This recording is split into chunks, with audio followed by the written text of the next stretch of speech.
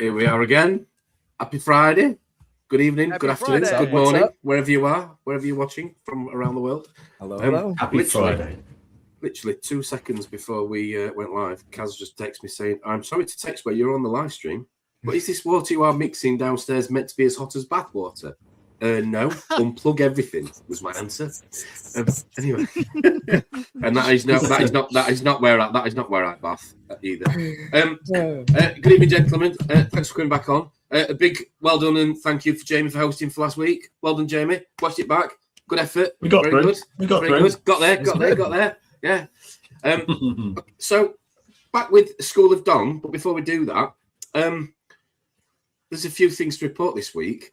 From what I'm led to believe, I think me and Tez have been. I'm going to call you. It's Tez now, Terrell. Sorry, it's Tez. Tez is staying. Sorry, it's Tez. Tez it is.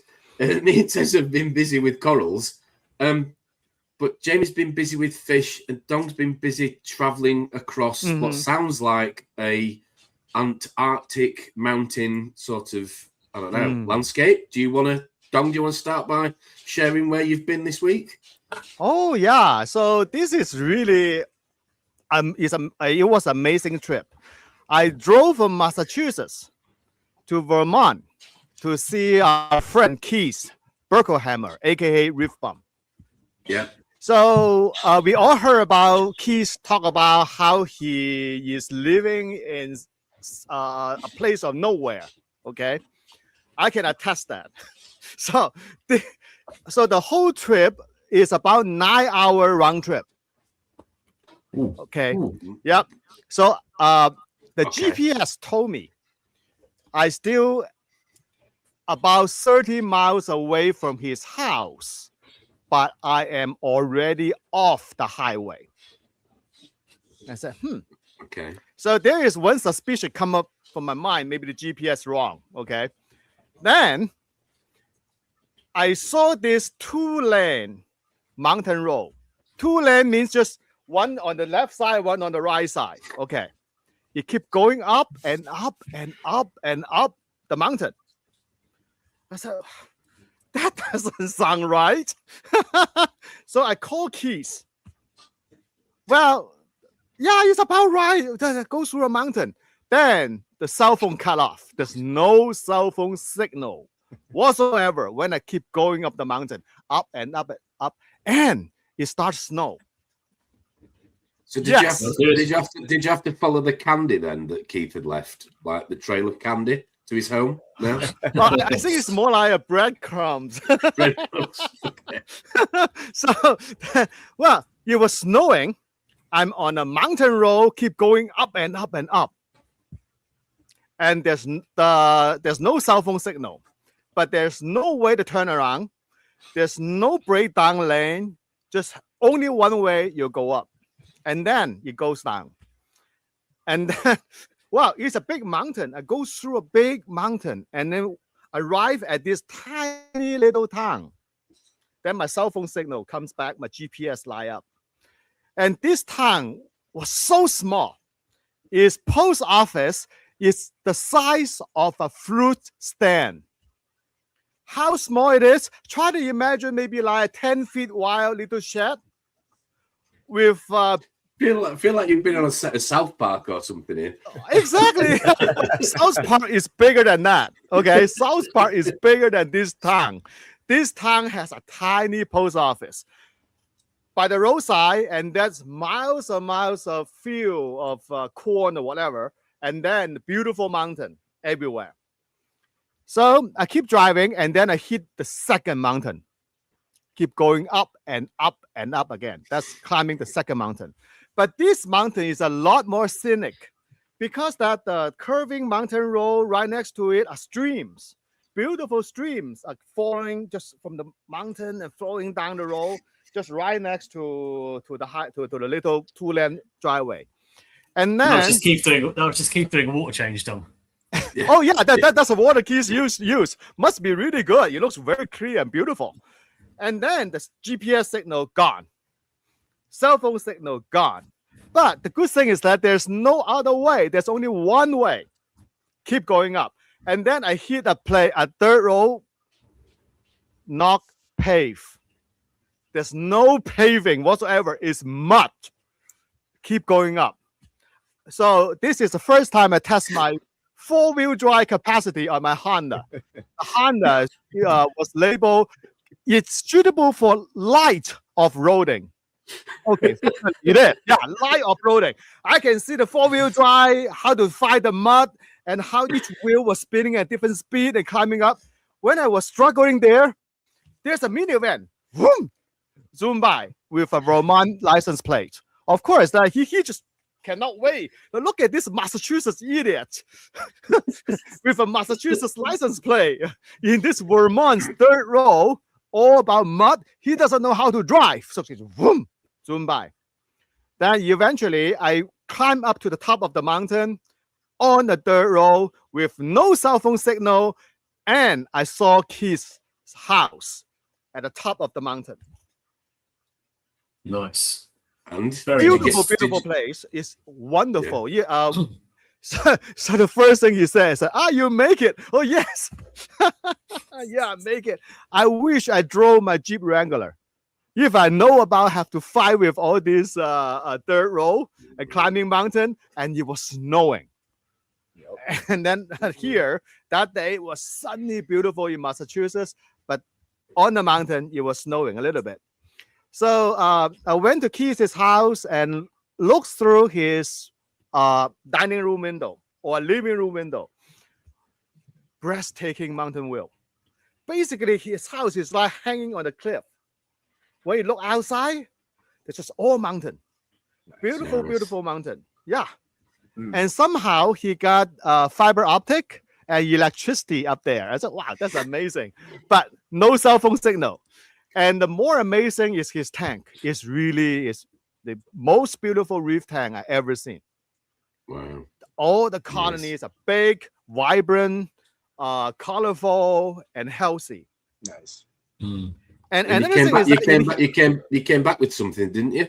Oh yeah, I came back with so he gave me a lot of coral, beautiful coral.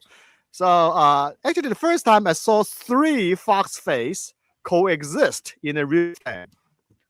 Foxface, they don't fight because the tank is big enough. And then the coral it's just like a little tiny mountain of coral. So it's absolutely amazing. And in his sump, he has a floor drain. Nice. Which goes down the mountain. Yeah. Oh, it must be. Maybe those streams are his water changing water. Nice. Okay. We were saying before how impressive that is, being having a full blown reef tank out in the middle of the boonies on top of the mountain. Because I look at how especially when you're running SPS, you need support. You need to be able to get supplies when you need to get them, and that's impressive that he's able to manage that out in the middle of nowhere. And that's planning, logistics, looking, really, really thinking forward in time how to, what your tank needs, because realizing if the snow shuts all your logistics down. Well, I was just about to ask Don, just out of interest, how far away from him is LFS? There is no LFS. Nowhere in sight. Helicopter pad, no. Submarine, no. Aircraft, no. And then he have to drive probably about 40 minutes to reach a drop-off point for UPS to ship his coral. Wow. Yeah, pass through the mountain. Oh, wow. Yeah, it's breathtaking. Yeah, oh, it's impressive. So. Yeah, then something that's just as equally impressive. We're going to come on to you, Jamie, in a second. I'm just mindful of everybody in the comments. So I'm just going to jump into the comments and say good evening to those of you, or good afternoon, as I said earlier, for those of you that have joined us this Friday. Tekers is with us. Hello, happy Friday. Thanks for tuning in. So is Johnny Boy. Nice to see you in the chat. John, looking forward to seeing you tomorrow at Mansfield Aquatics. Critical Reef is in us. Here we go. Do like a chat about pH. Yes, we'll be coming on to that shortly. Who else is with us? Dave's Reef is in the house. So is UKM 120. Good evening, Anthony. Good. Here we are. Here we have Lee. Mr. Tree Drop. Hope you're good. Hope your tank's doing well. James is here. Nice to see you last Sunday with Mr. Parry. Malman 7616 is with us as well. Reefy Reese in the house. Thanks for tuning in. Woody's Reef is with us. Mrs. Pootan is with us as well. Gaz, no trace elements tonight, just pH gas, but I'm sure you'll have an opinion on it. Get involved. Get involved as always. Who else we've got in here? Timothy's with us. He's joining us. Tim, nice to see you in the chat, mate. Hope you're good. Roland Muncie, however you pronounce it. Nice to see you. Dirt Devil's Reef, here he is. Grant Godfrey, he's the guy that I gave a big shout out to last weekend. He's the guy that I call when I've got a tank that needs moving, and he lives round the corner from me. And guess what, Grant? We've got more tanks coming. More lifting. Get ready. Yeah. Mark's here in the house. Hope you're good, Mark. He's staying down with the guys at Mansfield Reef Aquatics meet. There's a little bit of a reef meet going on this weekend, which I'll talk about throughout tonight's show. But yeah, looking forward to seeing you tomorrow, Mark. He's got a 3-foot sump in his car for me as well. I'm collecting tanks at the minute, not corals. Gaz's Reef NOWC. Welcome. New name there. Hope you're good. Thanks for tuning in. Question there from Critical. I'm going to ignore it because we're going to come on to that in a second. Who else we got in here? Mickey Boy is with us as well. Hope you're good. Abs Reef is with us as well. And I will, as always, say hello to anybody else who tunes in along the way. So, as I said, a second ago. So, Jamie, you've had a bit of a, what would you call it? Experience? Awakening? How do you want to describe it? I'll let you choose your words. Sorry. Can I swear? bit of a evil moment from the nicest fish I've got. He's been an absolute ball to me. And so look, long story short, I noticed a few little things going on with the silicon beading on the tank, right? And I thought, the first thing, it's probably the two bloody urchins have just taken little nicks out of it, because I've seen urchins do it on the weir before. Never really fussed me because it's an internal seam, and I thought, well, chuck them in the sump and deal with that later. And the silicon kept getting nicked even when they were gone. And I was like, what the is doing that? And I was literally, as Tom is my witness, on the phone to Tom on Wednesday or something this week. And I said, I've just seen the Achilles don't. Oh, God, I was just going to say, you've revealed it. Yes. Nipping a bit of silicon. Then I couldn't catch him on film. I flipped the camera onto a FaceTime with Tom, and I was trying to show him, and just weren't doing it. And I was like, am I being paranoid? And then today, I was coming here doing what I was doing, and then Tom, you can roll the film now. I've never seen anything like this. But I've got a theory. No kidding. For it as well. Now, to most people, that's a tang just eating a bit of algae, maybe. No, he's straight picking silicone. Yep. Wow. And you can see. Oh my God. White marks. Wow. So he's on hungry fish. Oh man. Wow, but that is, you can see actual mouth marks, right, where he's done it all the way along. Yeah. You can actually hear it on the I can. Yeah, I hear it tick tick. Yeah. So I've never had a fish do this before. It took me by surprise. He's a well-fed fish. He's not starved. He's not, you can clearly, it's clear as day, see where he's been at it, right? And now look, it's not a new tank. I've had this tank 8-9 years, and it's had a few scuffs and stuff, but nothing like this. So yeah, if that pane of glass behind me just bolts off tonight, you know why. But no, I think it took me by. I'd just be interested to see if anyone in the comments has ever had a tank do this before, because if that was just my powder blue or something, he'd be out of the tank tomorrow and chucked in the other system or whatever. Do you keep nori sheets in there on him? Yeah. He's not an unfed fish. He's fed every day. I do 2 sheets of nori in here, 2 in the other, 1 in the other system. Smashes that, smashes pellet.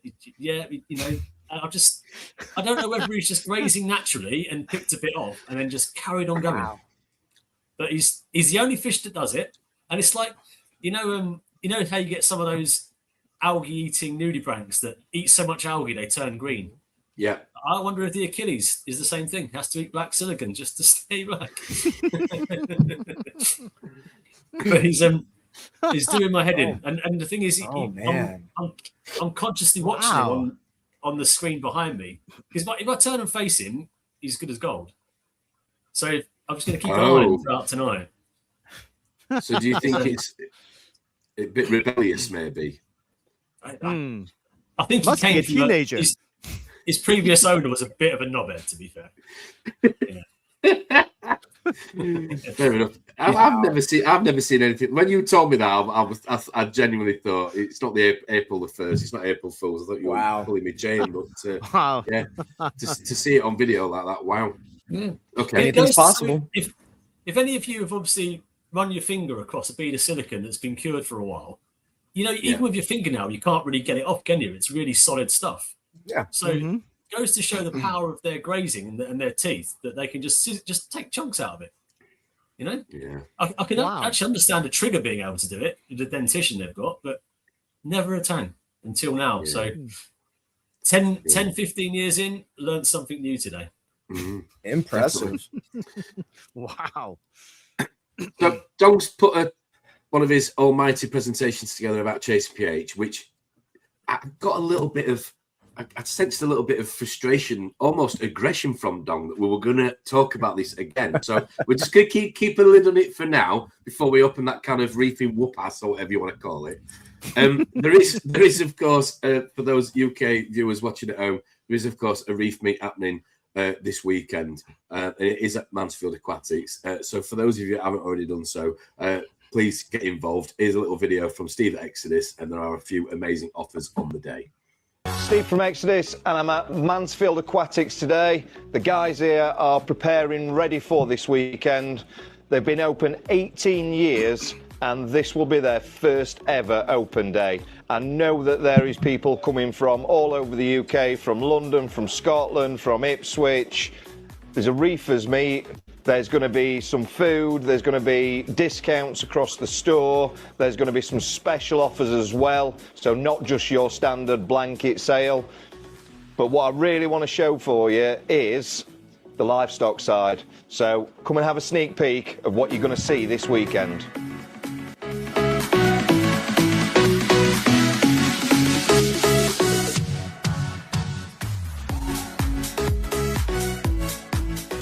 So this weekend, there is a super special offer, and you're going to have to wait until Saturday to find out what it is. But in here, there is about 500 to 700 heads of splatter hammer that are ready for this weekend, and they will be the ones that will be the super special offer. There's lots of individual offers going to be across all the livestock. There's going to be individual offers on dry goods.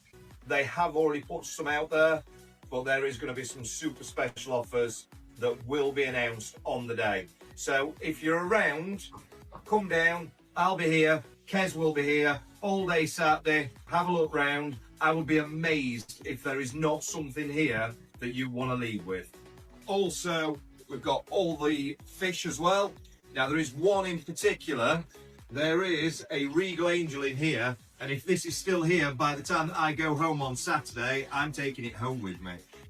We've literally got coral table after coral table after coral table after coral table after coral table full of corals. SPS, LPS, soft corals, anemones. Got some special stuff in. There's acanthophilias, there's trachyphilias. Come down, we'll see you on Saturday.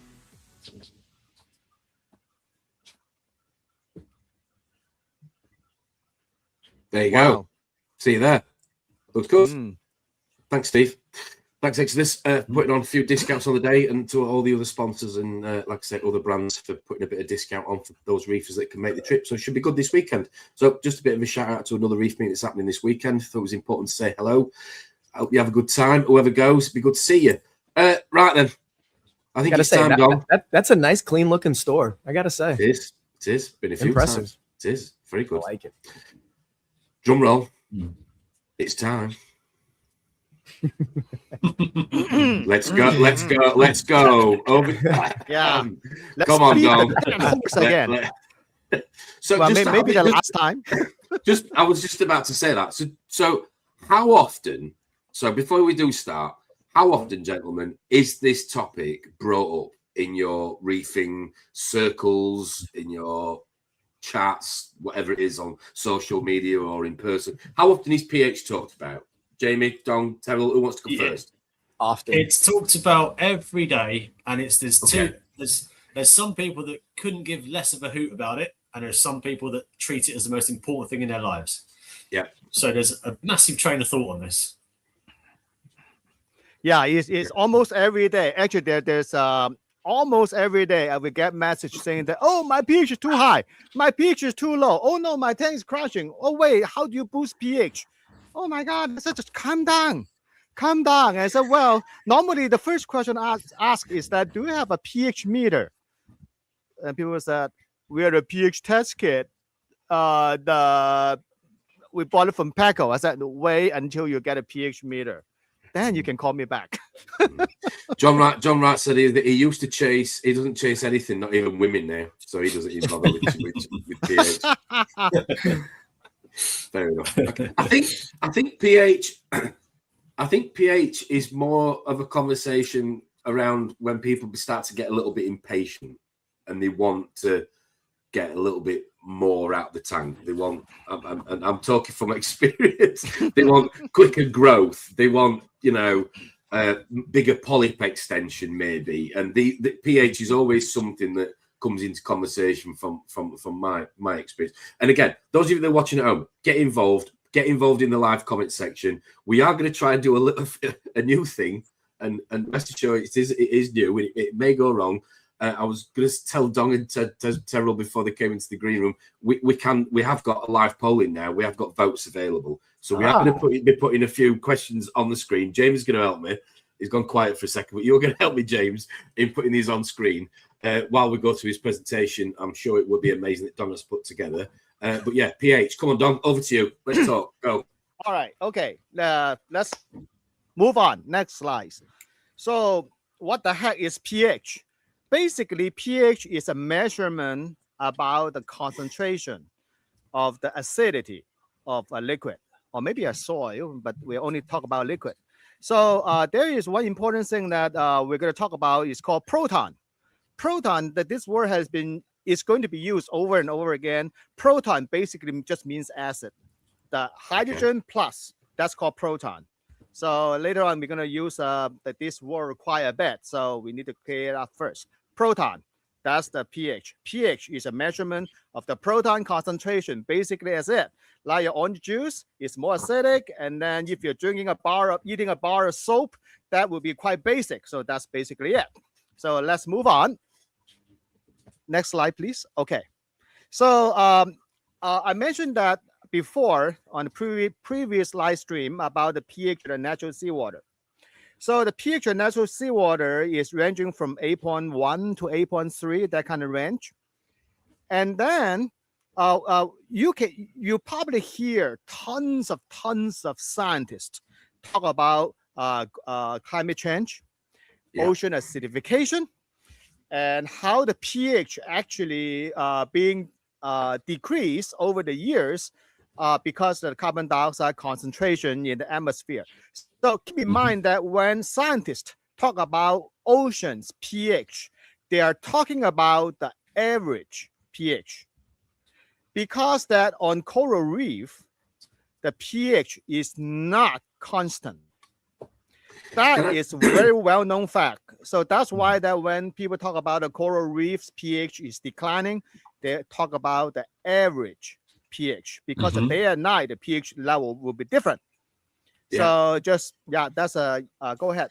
You have a question? I was just going to say that pH isn't always something that's discussed as a beginner in this hobby, is it really? Because it's not really necessary to get a reef system off the ground. You're more bothered about obviously salinity and getting your bacteria right, and nutrient levels in check, alkalinity, etc. pH doesn't really come into conversation until would you say probably a couple of years down the line, maybe, depending on what you're stocking. I think it's more a conversation around tropical, isn't it, really, and fresh water and your hardness of your water.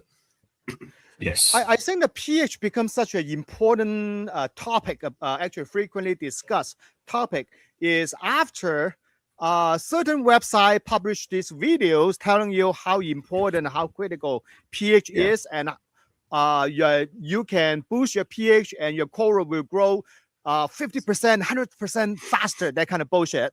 That is what it is marketed like a steroid. Would you not agree in this hobby? Yeah, it's marketed as a steroid, and actually the importance of pH for this hobby, in terms of priority, first you need to care about your alkalinity, actually salinity, and then your alkalinity, your calcium level, your magnesium level, your water clarity, and the temperature. The temperature, yes, temperature, and then to feed your coral, make sure that the water is clean, even the ORP. And as well as like your lighting, your flow, and then you talk about your pH. There is one reason for that, is because that seawater is a gigantic buffer. What a buffer does is to hold the pH in certain range. So the pH is something you should consider after you take care of the rest. Make sure your temperature is right, your alkalinity, magnesium, calcium, all these things all right, your salinity is right, the water is clean, you give the coral good flow, good light, and deal with all the pests and feed your fish, feed your coral, and then you think about pH. As Tom said, in the freshwater world, it varies massively. So even in the UK, which is tiny, probably the same size as your state where you live, guys, but if Tom fills up his tank out of the tap and I do the same here, we live about 180 miles apart, Tom's pH will be much lower than mine, softer water, the chemistry is massively different, right?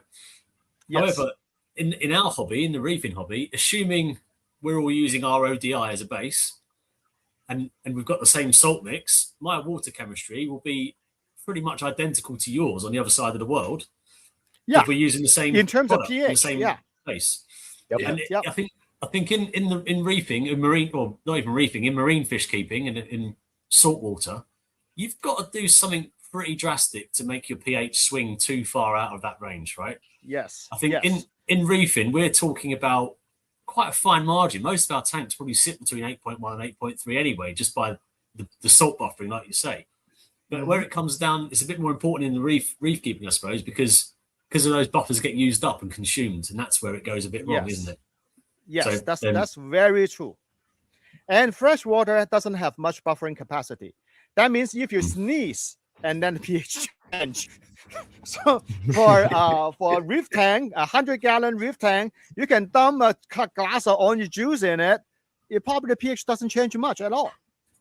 So that is what's the tier of importance of pH for this reefing hobby. It actually is on a pretty low priority. But it also, I'm not saying that it's not important. It is important, but there's so many things you need to take care of before you're even concerned about your pH. Okay, so while you're on that scale, where would you put it then on the list? Right at the bottom? No, you're right in the middle, because that actually, so well below salinity, temperature, alkalinity, calcium, magnesium, and a little bit above trace element, because we promised that we're not going to talk about trace element. So the pH is more important than trace element. Seriously. So that put the trace element. So just for the viewers at home, we're going salinity, temperature, alkalinity, calcium, magnesium, pH. Actually, that I'm holding you to this, Don. Okay, so I think that the carbon, the pollution, the nutrient level. Okay, so the nutrients is above pH. The nutrient level, your phosphate, nitrate is above pH. pH. Yeah, you need to get those taken care of. Okay. Let's try this and see where the audience sits. So let's see how everyone. If everyone see if you can actually vote on this one. So you need to type 1 or 2 in the chat. Do you test your pH? I was asking that question because as we're talking right now, Gaza, your biggest fan, Gaza. He will. This guy is probably working on his next tattoo, and it will either be the 15 top trace elements on one forearm and in what order of importance on the other. Hope you're good, Dean. Nice to see you. Chris, hope you're good. Chris is saying one. Don't know if this is going to work, Jamie. We'll have to see. Okay, so thanks for that, Don. Sorry to go off on a tangent. Now we know the importance. So really, nowhere near at the top then. Like a lot of people probably think nowhere near the top. Seriously, actually, for average hobbyist, well, let's look at it this way. Testing pH is so simple. There is no reason you won't spend about 30 seconds to test it with a pH pen, right? But testing them, there's no excuse not to test it. But there's no excuse to freak out about it. Mm-hmm. Yeah, that's how we should look at it. I think people get hyper focused on, trying to get a specific number on pH rather than understanding. Yes. Like I'll put it in like in the Barney style and say, it's like your tank breathing, and each tank is going to breathe differently. It's going to respirate. If you like Dong said, if you get a meter or like an Apex or a Hydros or anything, and you could actually watch your trend, it's a sine wave. So it's like a breathing in. Like and so it's a breathing in and breathing out. And I think the only times it just works. I think the only times you really need to really heavily look at, I think again, it's more of an indicator. Like if you have super low pH, don't freak out about it, but it is an indicator that maybe something is, depressing that pH, and to start looking at what your balance is in the tank. I think it is still good to have high pH because obviously, you get a little, it's more available on the growth. But what were you gonna say? I think to be fair, I think what Don's saying is a bit of a reality check, because a lot of people being influenced by other people around them that may not have been in the hobby long will probably be pushed down the route of pH earlier than they should be, when there's clearly far more important other parameters to make sure that are in check that will have a much more significant impact or negative impact if they're not where they should be, which I think is fair. Well said. But to say it is good to be conscious about what it is, because let's say everything, like Dong said, make sure all those other things are in line. But if if your pH is off for whatever reason, that throws everything off, above it, below it, it has an effect. I would think, so, don't get hyper fixated, but be aware of it. Yep. So that's why we're going to talk about what exactly pH do today. Cool. I don't want to say anything if you've got it in your slides, Don, but are we going to talk about what can go wrong if it goes too high and if it goes too low? Are you going to cover that? Yeah, we're going to cover that too. Yeah, so to see what exactly the pH affecting the coral health. Well, so far we're 50-50 on people that test it. So here we go. Right, I'm feeling a next slide. Yeah, next slide. Okay, next slide, please. And acceptable range 7.8 to 8.4. As long as you use a good pH meter, a trustworthy pH meter, also known as a calibrated pH meter. If you are in this range, for average hobbyist, you should sit back, relax, and don't worry too much. But if you're a coral farmer, that's an entirely different case, okay? If you're a coral farmer, yes, because think about it this way. If you have 10 coral in your tank, and if the growth rate is 5%, why do you care? But if you have 10,000 coral in your tank, a 5% growth rate, that means you generate tons of coral and revenue. Yep. So that's the important thing. If you're an average hobbyist, sit back, relax. If you're a coral farmer, you probably should pay more attention to that. So next slide, please.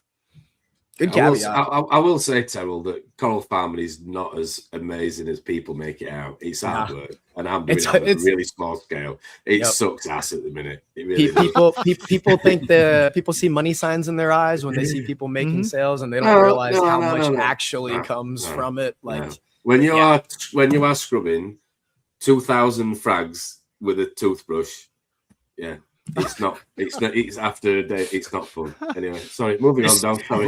Moving on, next slide, please. So as I talked about this topic before, just want to remind everybody, the ocean's pH fluctuate day and night, as well as according to season. The reason I brought this up again is because you can see from on the online social media, they will tell you, oh, you need to get a reverse cycle of your algae reactor to flatline the pH. That's absolutely bullshit, because the nature is not a flat line. The coral evolved millions of years with a day and night pH fluctuation. They don't need a flat line. Making a flat line is totally useless. Yeah. And it's not needed. And also that the energy you put in to make a flat pH line, you better to put on something else. Or maybe just go out and shopping for a nice bouquet of flower for your wife. That is more important than making a flat line. So yeah, let's make it once for all. The Great Barrier Reef and all the coral reef, their pH swing day and night, as well as according to the season. So don't listen to those YouTube videos, social media telling you that the pH have to stable day and night, because those people are not looking at scientific literature. Those people are just repeating what they heard and repeating all this video, trying to sell you something and try to keep the pH a flat line. So pH does not need to be a flat line. It's not a flat line. The coral doesn't care. Okay. Elise is agreeing with you. It's obvious. So yeah, next one. And this is just tells you the day and night fluctuation. Look at the graph. Those are scientific literature. So for all my presentation, for all these claims, all this data, I will put the source of the literature there. It's not like say, hey, this thing is not a flat line. But I will show you where this data coming from. Yeah, I think it's also worth saying, Dong, that when we look at the graph and it's say that's swinging from pH 8 to pH 8.3 roughly, doesn't sound like a lot, but chemistry on a chemical it's level, a lot. That's a big swing. It's a very big swing. Yeah. So okay, so now we get this important again. We're talking about swings for a second, because you're a big advocate of temperature swing. Just going back on the order of importance. You're an advocate of temperature swing, aren't you? Or the temperature swing is natural on the reef. So this is what I'm saying. So what does it have a relation with the pH swing in terms of just general, I suppose, hardening or just general?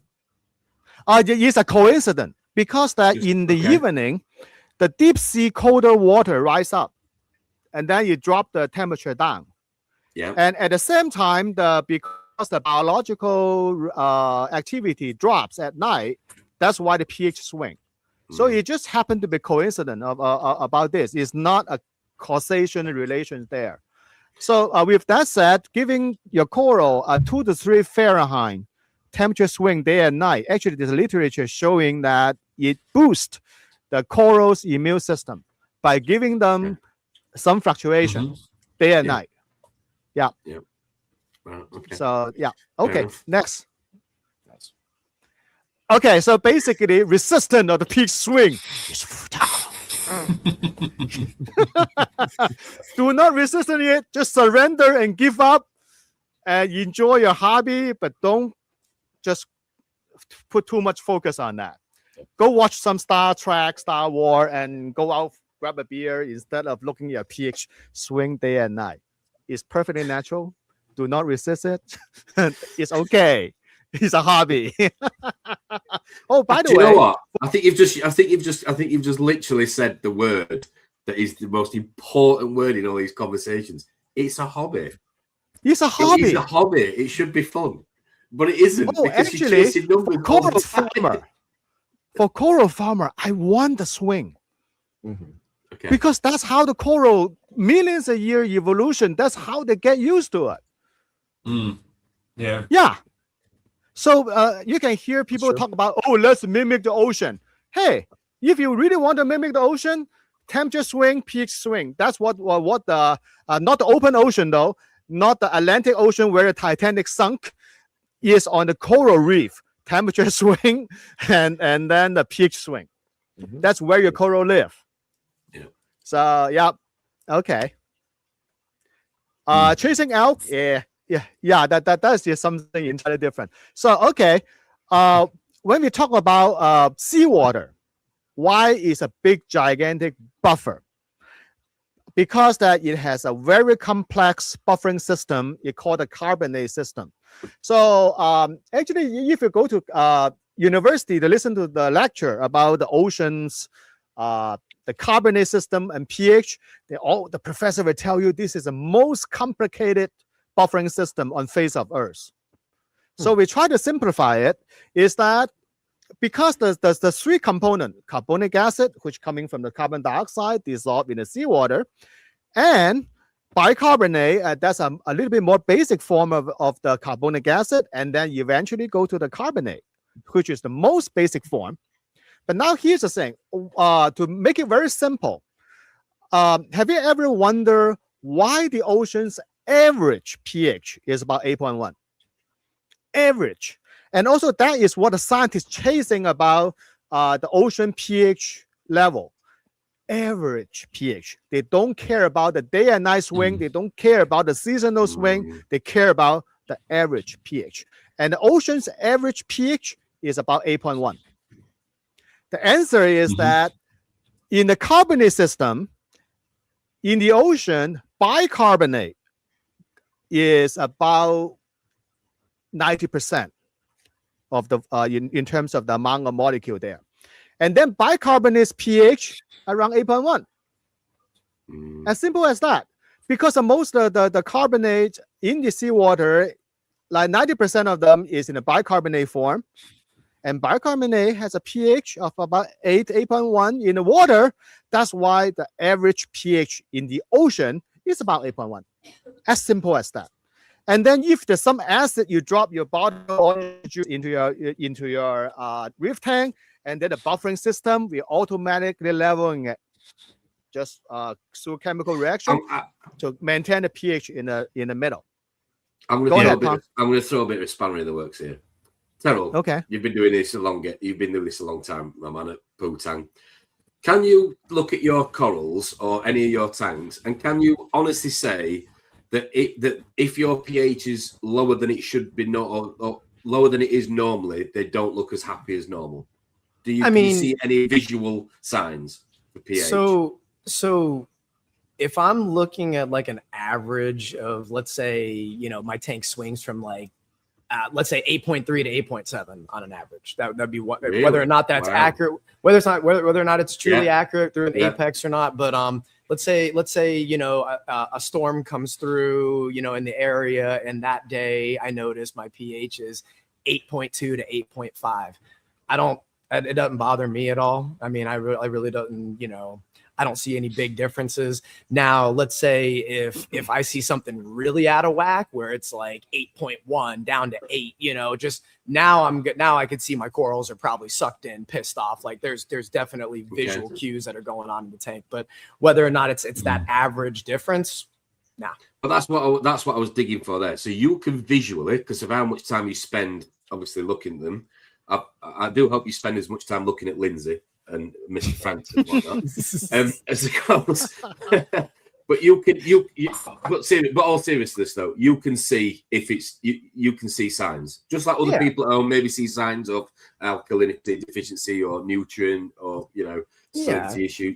I mean, it's not necessarily always a 1-for-1 thing. Like if you see the messed up pH, you're going to see pissed off corals, but again, everything with a little bit of a cue, sometimes you can walk out and if your corals are pissed off, you could usually check there's more than one cues, pH being one of them. Let's say if you're watching your trend of your alkalinity, that might start rising to indicate that your corals aren't consuming as much. I mean, it kind of leads you down that path. But again, it's just the general pH that they keep. I don't really see differences. And then sometimes, like my LPS system a couple days ago, some of my Ghanies were randomly sucked in for 2 or 3 days and no indicator why. Everything was fine. Everything was stable. And now they just come back out again. So, there's no rhyme or reason that I can really pinpoint to it, and especially not pH. But if I see something wrong, I start it goes down my list of, how's my alkalinity look? How's my temperature look? How does my pH look? How's my ORP look? And those are like 4 big indicators that I can see right on my apex. And then if I really need to, then I can go in and do manual testing or anything like that. But, Fair enough. Yeah. Interesting. There's another interesting thing is that when I reviewed the scientific literature about how the scientists were trying to mimic high pH and low pH condition, it actually they have to physically add a lot of acid into the water to drop the pH, and they have to add a lot of base to break the buffer to raise the pH. Then they observe how the coral respond to that, because the saltwater buffering system is really powerful. It's actually not easy to get to drop below the safety zone or go above the safety zone. It's not easy at all. So when they go out of the range, for example, the range normally I see is that they lower the pH at 7.2 and raise the pH above 9. That's outside the safety zone, and the coral will definitely piss off. That's no question asked. The coral will look very bad under those kind of conditions. So how does that affect other livestock? We're talking about corals then. How does that affect cleanup crew, fish? How does the pH in the system affect those as well? That I don't know, because there's a very little study about how pH affect the fish. I know there's some, you can see some fish are a little bit more sensitive to it depending on what species, but not all the fish are going to really hurt from it. Like, I'll give you an example. I had a customer of ours. They accidentally dosed a bunch of I think it was 2-part into their tanks and shot their alkalinity up to like 20. And oh my God. Wow. And I'll tell you this. So they hit me up. We got them to dose vinegar in the tank and actually brought their tank naturally back down to 8 fairly quick. And they didn't have any losses. No coral losses, no fish losses, things like that. And I think anthias tend to be a little bit more sensitive to pH change, but I've seen a bigger change in fish with temperature than I have with pH personally. Yes. Anyway. Couple of things I'll just throw my 2 pence worth in as an amateur zoologist from years back. That is, again, comparing it to freshwater fish. So freshwater fish come from a massive variety of habitats, from the practically saline lakes of Victoria and Africa to the massively acidic puddles of Sumatra and Borneo, for example. pH of 3. Those fish would never survive in the alkaline lake, and vice versa. If you look into their physiology, all their cell sort of chloride channels and stuff are all wired one way generally. Then you get these exceptions to the rule, what we call it the euryhaline fish. So the ones that can go between saltwater, brackish, freshwater. They're much more evolved, if you like, and their cellular structure can compensate. I.e., they can pump salt out and pump salt in as they need to maintain their osmotic stress and things. They're a lot more resilient to pH change. Now, marine fish, the obligate marine fish that only live in saltwater, don't have that highly functioning cell structure. So they are less tolerant to big changes. They can take a little bit of a change, but if you put a marine fish in a pH 6 bath, it will keel over very quickly. Yep. Wow. They don't have that level of flexibility. They just haven't evolved for it. And to go on to the pH, if you push pH too far, it's a method we use in water treatment, what I do for a living. We use pH manipulation to get precipitation of solids. So if you push your pH up really, really high, like say an example in a marine tank to above 9, you'll very, very quickly see precipitation of things like calcium, magnesium will drop out of solution. Yes. So that's where you get your problems. Your water, if you've ever done it by mistake and dosed too much buffer, your water can go pretty much milky pretty instantaneously. And that's precipitation of all your calcium coming out of solution. That's the problem. Wow. So that was a bit deep, wasn't it? Because they form magnesium hydroxide and calcium hydroxide at that kind of higher pH. Also it's irreversible. That's essentially what happened to my customer's tank. They shot me a picture of it. It was milky white, Wow. And that probably is carbonate form. Mostly is carbonate form as well. That carbonate, calcium and magnesium carbonate. So I don't want to spoil the show, but I guess what you're kind of saying is, because we're running marine tanks, your pH is already naturally going to be all right. So you kind of you have a lot of protection there for your pH. Okay. Yes. Right. Yeah, that's why the marine fish doesn't evolve to the mechanism to deal with extreme pH because they don't have to. Yeah. They have a big, gigantic safety net. Okay, so how pH affect coral? Actually, when we talk about the pH, we talk about the pH within the natural range. We are not talking about pH is out of the whack, like below 7.5 or above 9, because no coral can tolerate those. So, but when we talk about the pH around like 7.9 versus 8.4, if you don't keep hard coral, you can basically leave now. It doesn't affect you. It doesn't do much to your leather coral at all, and it doesn't do much to your Riccardia mushroom. So it mostly the effect is on the SPS. So we are going to show you why that is later on. Okay, so now we're going to talk about the proton. So SPS has one important thing is to build its calcium carbonate skeleton. So how they do it is that they actually build the skeleton at a closed chamber. So, but it's a semi-open to the seawater, but mostly it's just a bubble trap. And they biologically raise the pH in this little pocket so that the calcium carbonate can be deposited down to the skeleton. So this is a biologically controlled higher pH environment. So let's go back to the slide, please. So that is what happened is called the proton pump. You can see the H plus being pumped out from that pocket. It basically is just like a tiny little sump pump on the membrane, on the surface of that pocket, keep pumping out proton, the hydrogen plus, to make this pocket more basic. Raise that pocket's pH so the calcium carbonate can deposit. So try to think about it this way, because this pocket is semi-permeable by the outside water. So when your outside water pH is higher, so your proton pump will work less. It doesn't work as hard. So the coral will spend less energy to deposit its skeleton. I'm just trying to figure out if Jamie is deep in thought or he's actually frozen listening to you. It's a very complex biological process, but make it very simple. Simplify it is basically about the proton pump on then how effective the coral be able to make that little pocket more basic, higher pH by biologically pump out all the proton. So if your outside water is higher pH, that will make the machine work a little bit more efficient. So just put it in a simple way, just something like that.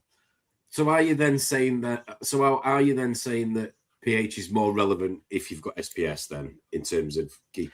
Yes, it's because that other coral doesn't actually deposit the coral, the calcium skeleton on the surface. Yeah. So that's why the pH has less effect on the other coral that is not SPS. So it's a lot more complex than that. But in general, for this hobby, so what we can say is that if you don't keep SPS or you keep very little SPS, just don't even worry about the pH at all. But if you're a coral farmer specialized on SPS, then you should think about this. Yes, your outside pH does affect your production. Yeah, simple as that. So let's go to the next slide. Just thrown a bit of a vote in there for your questionnaire. Just what is your target pH? So please, those of you that have tuned in, that are watching us live, just put it in the comments. For those of you that do monitor it, 1, 2, 3, or 4 in the chat, and you will give us a bit of a poll, and we'll be able to see the statistics as we talk through this slide. Okay, sorry, Zam, over to you. So there is one particular exception or example showing that higher pH actually can dramatically accelerate the coral growth. That is actually a study done on the Millipora.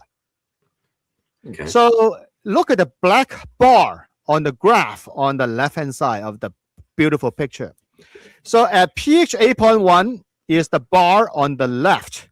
pH 8.4 is the black bar on the right-hand side. Wow. You can see from pH 8.1 to 8.4 how much more millipora are able to grow to do calcification. That's impressive. Oh, it's very impressive. And that is the paper always being cited by all these pH lovers. But unfortunately, this is just one exception. Right. Most of your aquapora doesn't do that. If you're really specialized on millipora, yes, your pH is so important. For matter of fact, I did the experiment on my pH. I can visually see my millipora grow significantly faster. Yep. Not only they grow faster, their branch is thicker, the pod extension is much better. So millipora definitely love the higher pH. Why is that? No idea. Could be they have not as effective proton pump. That's the one hypothesis. That means that they actually is less capable to pump out proton from their calcification sites. So that means that they need more help from the environment, the more basic surrounding water. It's just hypothesis. But just from observation, millipora is one exception. Many of the SPS doesn't give a damn about your pH. So, do you think you could hypothesize that, looking at something like this, that they may use, they may show a similar growth rate, but at, lower percentages? Maybe not, 170%, increase, but maybe a 20% increase for, let's say.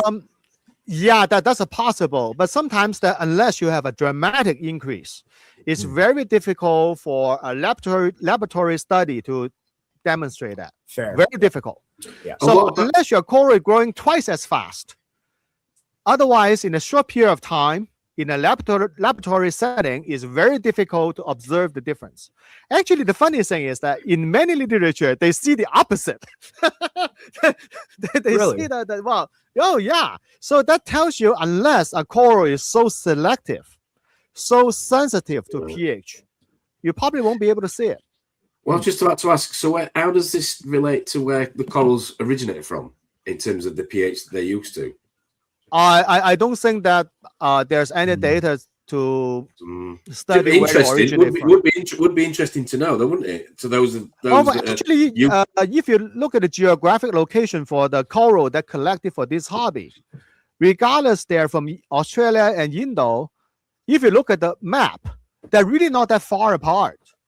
Okay. From a grand scale, though the ocean just belong to different country, they're basically just a gigantic area.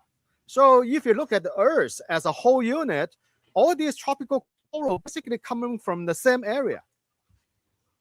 I think we've got to be careful we don't read too much into the fact that higher pH is higher growth, because you've still got to have nutrients, food source, the foundations have got to be in place, haven't they?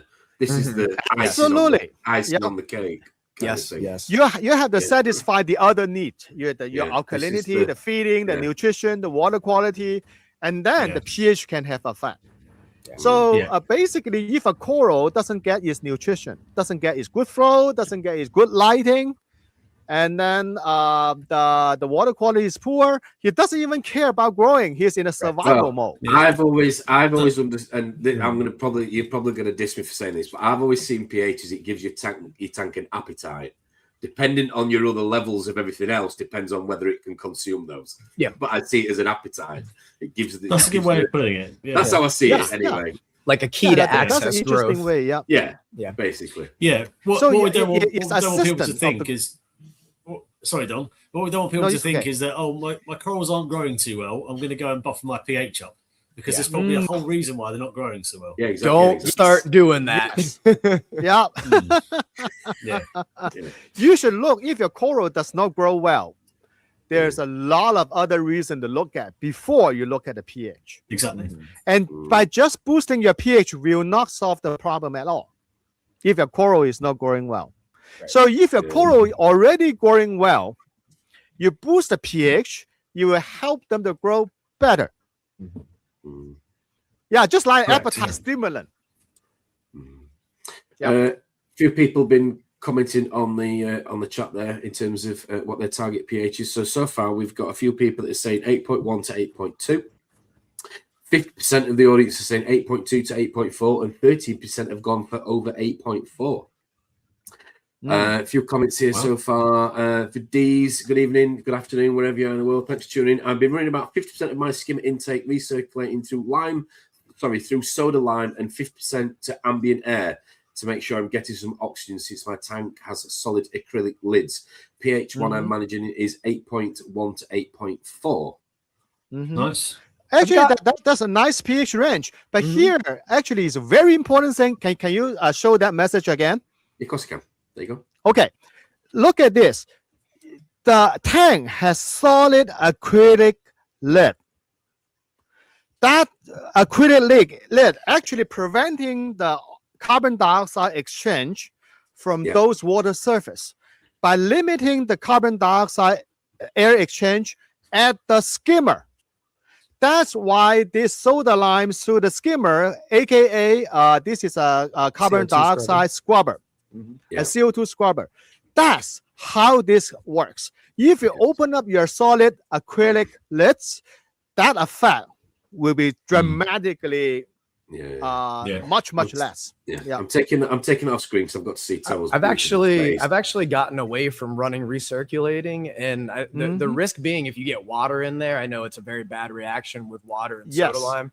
And then also realistically, with what you're paying for soda lime, you know, it's almost like it's better just to run it straight through and deplete it rather than try to save, you know, that extra 5%. Absolutely true. I'm just going to stay in the chat, Dong. Sorry, just for a few more seconds. Vidiz is also saying all replacement with calc and sodium hydroxide, all demand definitely much higher when keeping pH above 8, but seems like there's diminishing returns when peak is over 8.4. Makes sense. I think that's very true. Yeah. Because when you go above 8.4, they probably there's really not much benefit there. Actually, there's studies showing that when you pass 8.4, then you actually go into a danger zone. Because that if you go above 8.4, you go to 8.56 or even approaching 9, you will see a lot of precipitation. And now your calcium level, alkalinity levels all drops. And they're even worse, they can do micro precipitation. You won't see the cloudy sandstorm in your tank, but you have a lot more of calcium and magnesium deposit on your pump. Interesting. And the reason you'll see it there, on your pumps, just for people to know, and heaters, is that calcium precipitates inversely with temperature. So it will precipitate out on heat exchange surfaces. Hence why your kettle fills with limescale on the element. Yeah. Calcium favors heat exchange surface. So pump impellers that get hot, heaters, that's where you'll see it precipitating out. Is that why you've got limescale under your eyes then, Just saying. So actually, Tom, can I see that comment again? Of course you can. The comment, okay. So is it true that if you open windows to let fresh air in, that it will help with pH in the tank? I keep doing it, but the kids keep putting the heating on. Get rid of the kids. Actually, that is true if your indoor carbon dioxide level is very high. So sometimes it's surprisingly high. So, for example, when people install a carbon dioxide monitor, they will be shocked about how high the carbon dioxide level in their room, like 800, 1,000 ppm, 2,000 ppm, and those freaking meters just start beeping upon turning on. So for me, it won't do much difference because that my carbon dioxide level would say that I'm at 440 ppm carbon dioxide. And outdoor, there is 440 ppm. If I open up the window, I won't get any benefit. Yeah. Now, for me down here, that's a major difference because being in Florida, we got, very, very sealed up houses. So if I were to open my window, you see major pH fluctuations and things start dying. So, wow. Oh yeah. And I hate it too because I love the winter time here because it actually finally gets nice outside and I can open up the doors and the windows, and I stopped doing that because after years of actually doing that and losing torches left and right, every time I would do it, brown jelly disease. I get the brown jelly pop up on torches. I'll get, SPS will start, RTNing, it's just too much of a pH fluctuation. Can't do it. Yeah. So to you- answer this question, so you, Tom, can you put that back on course I the comment? Yeah. Okay. The Chris Magny method. So here's the thing. Earlier, I said that the coral doesn't care about the pH swing day and night. And the coral doesn't care about the pH is constant either. If you can keep your pH day and night the same number, the coral doesn't care. And I don't. The only thing I don't like about this is because if people hear this and they think that they need to keep their pH at 8.3, now they're chasing pH and they're driving up their alkalinity. But this is a farmer. This is a huge, and I've been lucky enough to go there. This is a huge facility of which it is his income, his livelihood, and everything else. He runs it outside. He is a fresh air Exactly. farm. Exactly. Yeah. Yeah. That is why that method works really well for him. Right. So, we'll go back to the presentation. Let's go to, Sorry. Yeah. I'm going to stop this. I'm going to stop this Please. poll. So, final answers on your target pH. The overall winner at 50% was 8.2 to 8.4 was what Very people nice. answered. There you go. Well done. Thank you Yeah. for those of you that participate. There are a few more to come along shortly. Right. With that said, next slide. if you are at 8.2 to 8.4, congratulate yourself. You are doing a great job. So if you're 8.2 to 8.1, don't care. Grab a beer. If you're 8.1 to 7.9, just go outside and play and forget it. Just something like that. Okay, here is the but slide. Okay. Laboratory experiment and field study, however, showing that there's a negative impact of the ocean acidification on skeleton growth in some cases, but not the other. Translation to common language is saying that even in the ocean, the so-called ocean acidification affecting coral is not absolutely true. For some coral, you have some impact. For some coral, doesn't matter. And from the latest study coming out of Australia, it turns out the coral can tolerate low pH better than what we think. Interesting. So yeah, they artificially lower the pH to 7.4, 7.3 by adding acid to it. The coral does not have a devastating effect on the coral. Coral just adapt to it, but grows slower. Yep. So think about this way is that if you have a pH malfunction, the case your pH dropped to 7.4 or 7.2, don't panic. Just correct the pH and you're fine. And have a beer. Yeah, have a beer. I have a wine. So, that's always been my understanding is under 7.7, the water becomes a little bit too acidic and then the growth rate, reduces at that point. Yeah. Yes, you do see the growth rate reduced, but it's not catastrophic. It's not stopping. So, you know that pocket that Dong spoke about, how the corals produce that local pocket to deposit calcium. That's quite a high energy input method. So if to lower the pH, the coral has to put more energy into producing that pocket. Absolutely. Got it. And that's why it's a slower growth, because the coral has to overcome that pH difference to deposit its skeleton. So it's not nothing to do with the acidification dissolving anything, nothing like that. It's just the coral has to work harder and expend energy. Yes. So Jamie, you put up you just mentioned a very important thing. The coral are not dissolving like those people, whatever they said. No, when the pH drop, like even in order to have the pH drop enough to dissolve the coral, we are looking at 6 point something. By then, everybody died in the tank already. Okay, so move on. Next one. Economical reefer, sorry, evening, ladies and gentlemen. Why not introduce a good few snake plants which can help with your pH? What's a snake plant? New one to me. Yeah, there we go. Okay, yeah. Good idea. Loads of plants. You just need a lot of them. And also good for your own house when you have a lot of plants in a house. So yeah, it take out the carbon dioxide. But on the other hand, the plant do produce carbon dioxide at night. Wait, Yeah, during one the photosynthesis cycle, they do produce carbon dioxide. It's the opposite effect. Okay, so there is one argument about high pH that benefit coral over algae. So I just presented here. So it's up to you to decide it if it how you think about it. So the major difference between algae's photosynthesis versus the coral's photosynthesis to grow, the major difference is that coral can only use bicarbonate as a carbon source. But algae are able to use, marine algae are able to use carbon dioxide and bicarbonate. When your pH rise, the proportion of the bicarbonate increase and the amount of carbon dioxide significantly diminished.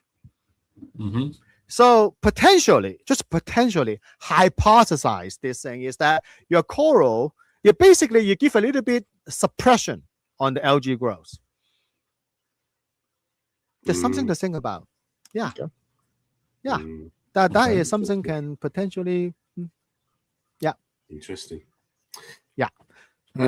Question, there's a comment here. I think that's the reason why STN happens at night when pH is at its lowest.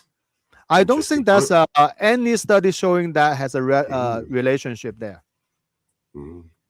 Interesting. Yeah. And it could be your bacterial infection happening at night, probably easier than happening during daytime. Wow. Well, that is some area we don't. Yeah, that there's not enough study on that, but I don't think the RTN STN has that much relationship to pH. But I do see where this information coming from, because there's some website or some YouTuber are talking about this. Oh, we add cold water to keep the pH high to reduce RTN STN. No, there is no scientific evidence whatsoever to support that. Okay. Deep breath, deep breath, breathe.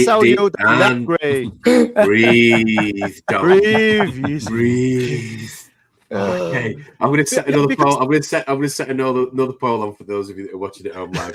Do you want a CO2 scrubber on your reef aquariums? Please throw it in. 1 for yes, 2 for no. Sorry, Don. Next slide. Back to you. Actually, here's the thing. You know the George Carlin, the comedian, the American comedian. Yep. George Carlin has a famous saying that I have low tolerance of stupid bullshit. That yes. Fair enough. Okay, now here's the thing. Coral, as a living being, also a very simple living being, and process a huge amount of adaptation capacity. So that means that think about it. The internal coral are able to manipulate its internal pH at different level, different area, different location inside the coral by manipulating the internal pH. So that's why some coral probably is not really care about external pH at all, because they are able to use biological control to achieve their goal inside the coral. So do you reckon that's why some, say, let's say acros like tenuis are really difficult to keep because they're really shit at manipulating pH themselves? It could be. And also depends on where the geographic, how they grow up and what's their external condition that the place they grow, how much fluctuation it is, and they might have a stronger or less ability be able to regulate their internal pH, because that regulating internal pH is absolutely essential for coral health. For matter of fact, let me give you one example. Yeah, go ahead.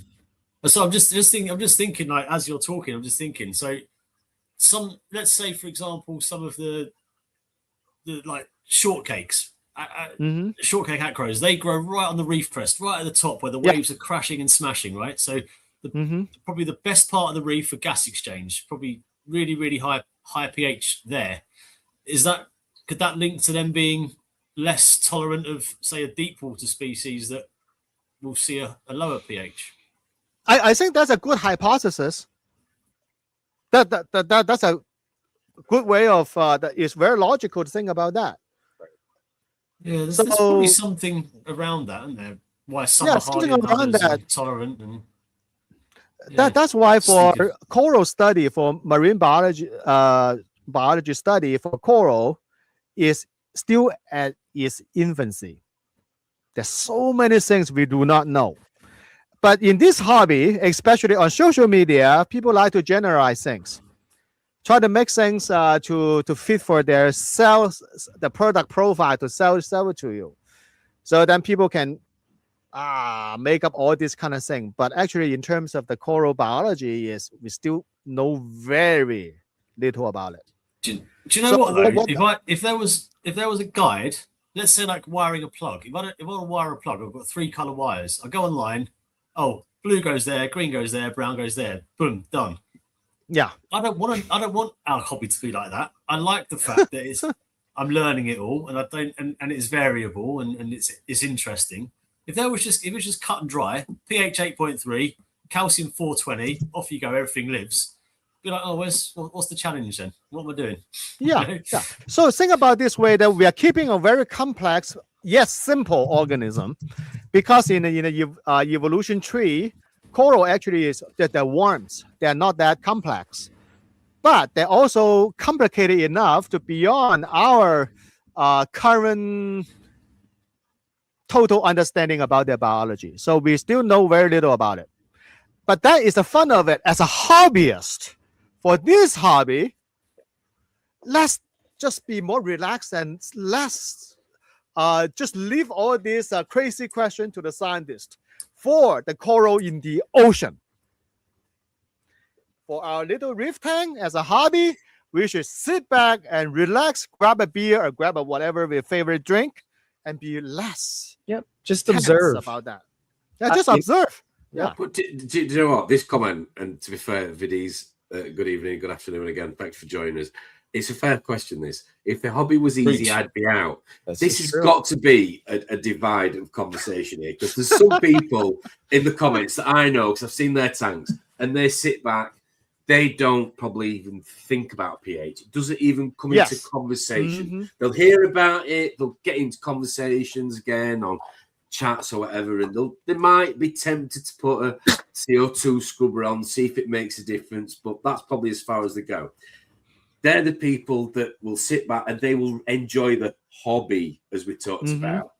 But then there's the others, and I'm going to put myself in the others category, that are always pushing and striving and tinkering to see, what if I do this, how does this change this? And if I do that, what effect does Terrell, Jamie, come on.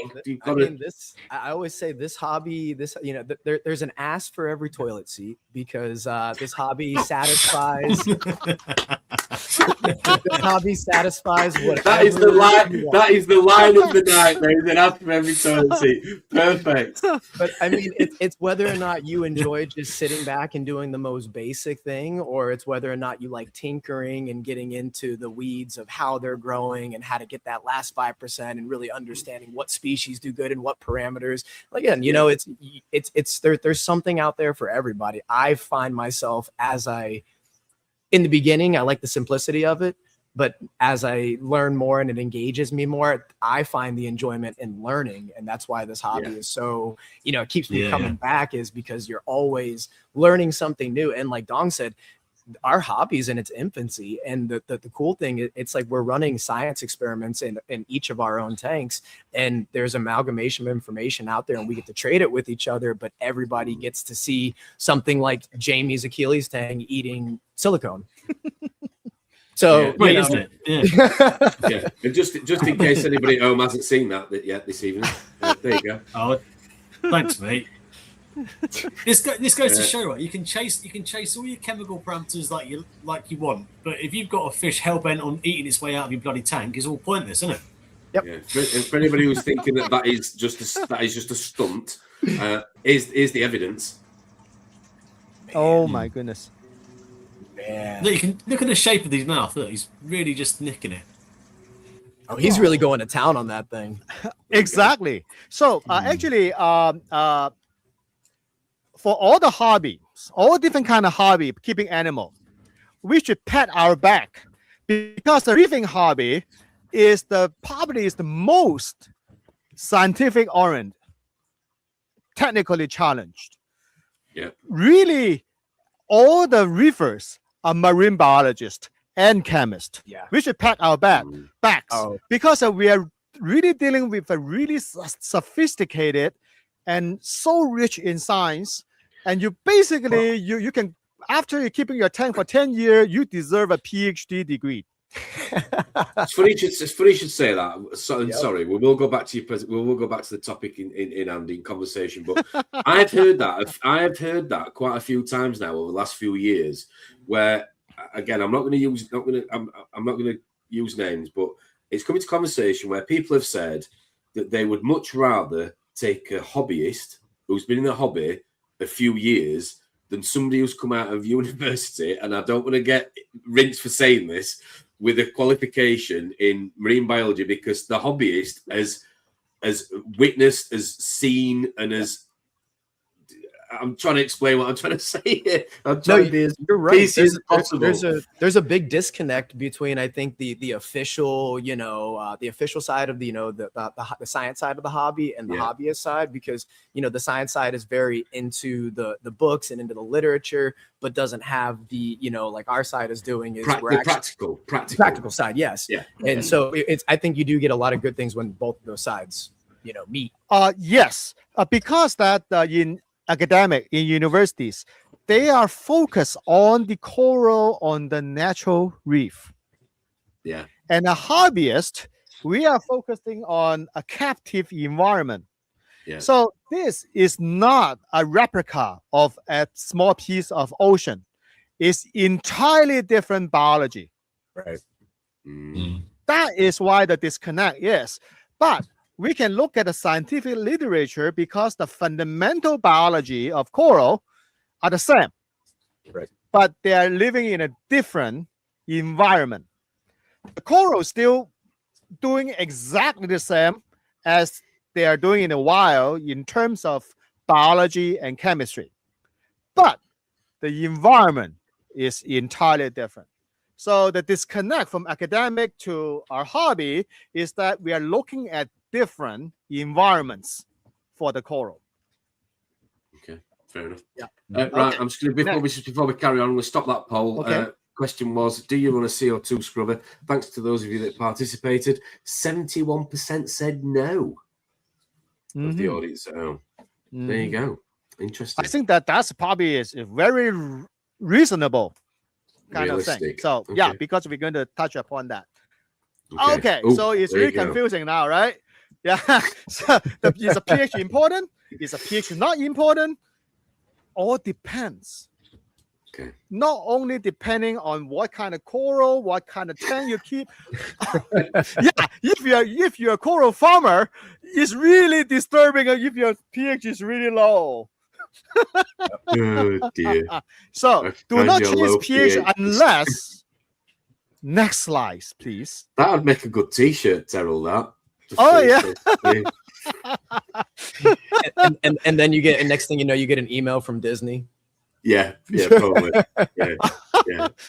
So if you want to squeeze the last drop of growth out of your SPS, or if your Acropora millipora is what you're farming, is what you're really into, and provided you have a very good pH meter and a kick-ass pH Pro and not afraid to calibrate it way too often. Or, next slide, please. Oh, you're Chris Mackley. You're a very good coral farmer. Very good at it. Yes, you absolutely should look at the pH. Yes. For Chris, yes. If he doesn't look at the pH, he's not doing his coral farmer a favor. Yeah, that's what it is. Okay. Now, let's look at what actually can lower the pH in a home reef aquarium. Our home reef aquarium definitely is not a replica of the natural reef. It's not small pieces of ocean. No, it's not. It has its own issue. First, the Great Barrier Reef is not sitting in somebody's house with very high carbon dioxide in the air. Okay. So carbon dioxide is the number one cause of the lowering pH in your reef tank. That actually doesn't happen much as dramatic as in the wild. At a home, the carbon dioxide can reach 800 ppm, 1000 ppm. Actually, that is a doomsday level of carbon dioxide for environmental scientists.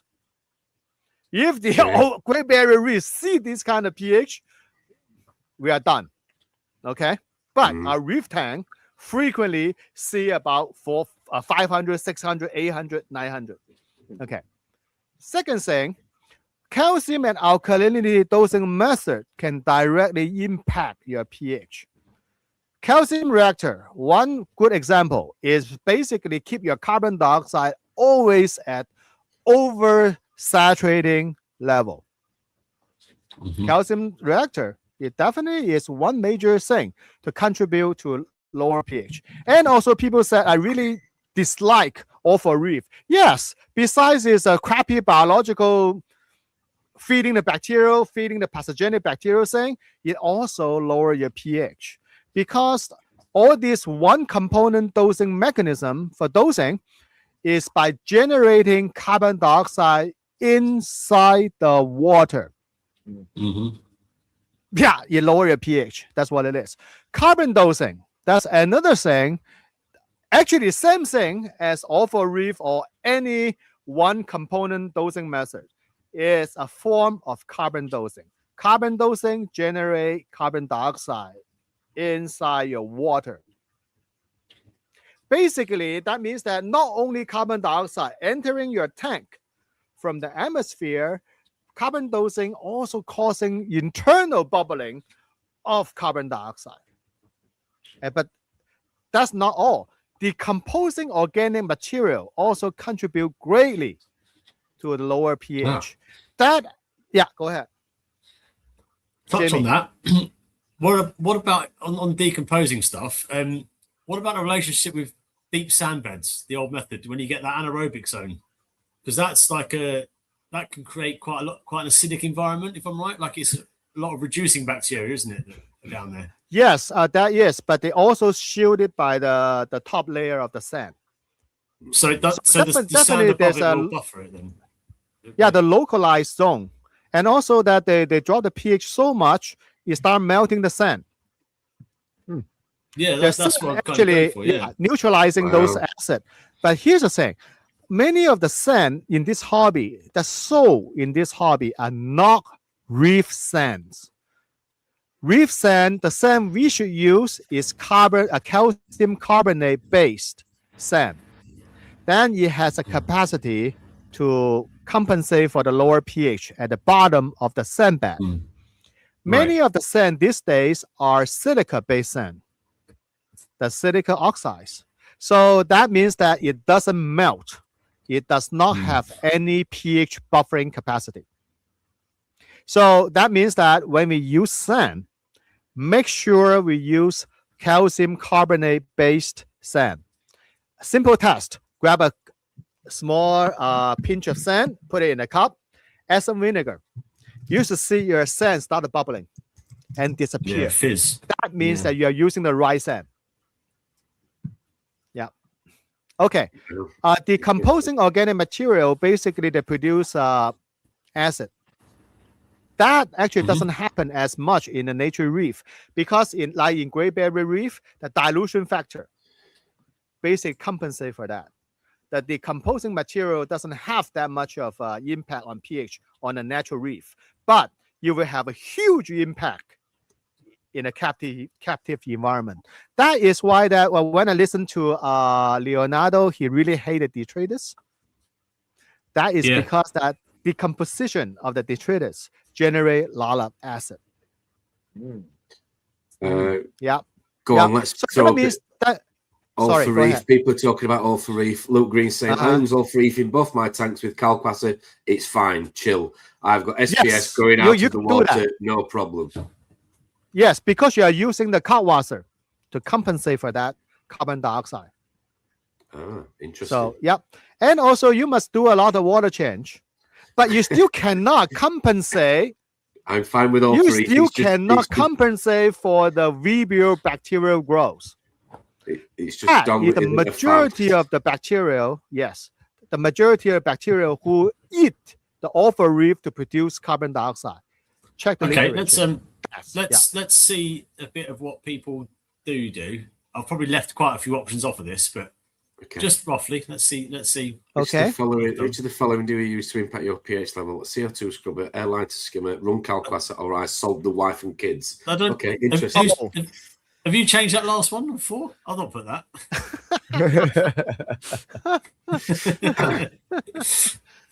Okay. But yeah, so, that would work. CO2 scrubber only useful if you are limiting the air exchange by putting acrylic lid on your water surface and use your skimmer as a major air exchange device, provided your room's carbon dioxide level is much higher than normal. Then the CO2 scrubber will work. Yeah. If any of these criteria is not met, you are just wasting your money by using CO2 scrubber. Yeah. Right. Okay. So airline to the skimmer, it always is a very good method because that you guarantee that the low carbon dioxide count, the air contain less carbon dioxide actually entering your skimmer, because the skimmer, no matter what, is a major air exchange device. So you will have impact to the ratio pH, but you have to make sure the intake of the airline is not near a furnace output or your outside air is not polluted, or the guy who mow your lawn is not operating that gas chainsaw or lawnmower near the intake of your put a carbon filter in front of it. Well, it's the same that's a wonderful idea. Yeah, it's same with people doing having a lot of open fires as well. Garden fires, that sort of stuff as well. I've heard people have issues with that in the past, where they pulled in bad stuff from the outside and they were just Poland. So I've gone down exactly this route. Part of the reason I was interested in this scrubber thing is I'm debating one myself. So if anyone doesn't know, my fish room I'm in now is a garage in the back garden, and at the back of our garden is farmers' fields, right? And I used to have the windows open quite a lot, and that was my cooling. And I used to get heart palpitations when I see the farmer going by spraying the fields with God knows what. And I'm like, pesticide. It's either fertilizer, which is bad. It's either pesticide. It's not going to be a good thing, is there? There's nothing good he's spraying for my tanks on that field. So what I've done now is all my windows have not been opened for about a year and a half, and I invested in getting an air conditioning unit put on to cool the room. Because obviously there's no air exchange with that. It's just liquid cooling through a pipe, right? So what I do notice as a result, because it's like a sealed room, if I have 2 or 3 people in here talking for an hour, the pH just goes down. It's really quick as well. So I'm just wondering, to coin the phrase of Salem, is the juice worth the squeeze for a CO2 scrubber in that environment? Check the carbon dioxide level in the room. Yeah, I know for a fact it goes up because my pH drops in the tanks within the hour, pretty quick. So the room is scrubbing. It's worth the squeeze. Yeah. Because your room is sealed. Scrubber in that case, yeah. If you're going to do the AC like that, you'd be in my position. Your room is sealed, or you want very little seeping in. And again, once you run your AC, also your AC will create a negative pressure in that room and will want to pull air in from outside, anyways. So it will help. It will help start drawing stuff in. But yeah, that CO2 scrubber, at least in my case, and somewhat of a similar case, has helped. Okay, no, that's good. That makes sense. Thank you. Okay, go next slide. Next one. Okay, so now we're talking about the carbon dioxide scrubber and the skimmer. So we already covered a lot of points about the carbon dioxide, the skimmer for the CO2 scrubber for the skimmer. So basically, provided the major air exchange is happening at your skimmer, which means you do not have a huge amount of frac tank laying around open to air. then the CO2 scrubber is a viable choice. But keep in mind that they're pretty expensive to run. And the recirculation of CO2 scrubber only gain you a very tiny amount of benefit, but posting much higher risk for those things that get melted and get sucked into your skimmer, all that kind of thing. So I won't bother with a recirculating CO2 scrubber. And the reagent that to scrub the CO2, you shouldn't buy it from a specialty place. You should buy it from some more general place for much cheaper. They're pretty simple stuff. Yeah. Yeah. You don't need to pay the reef tax.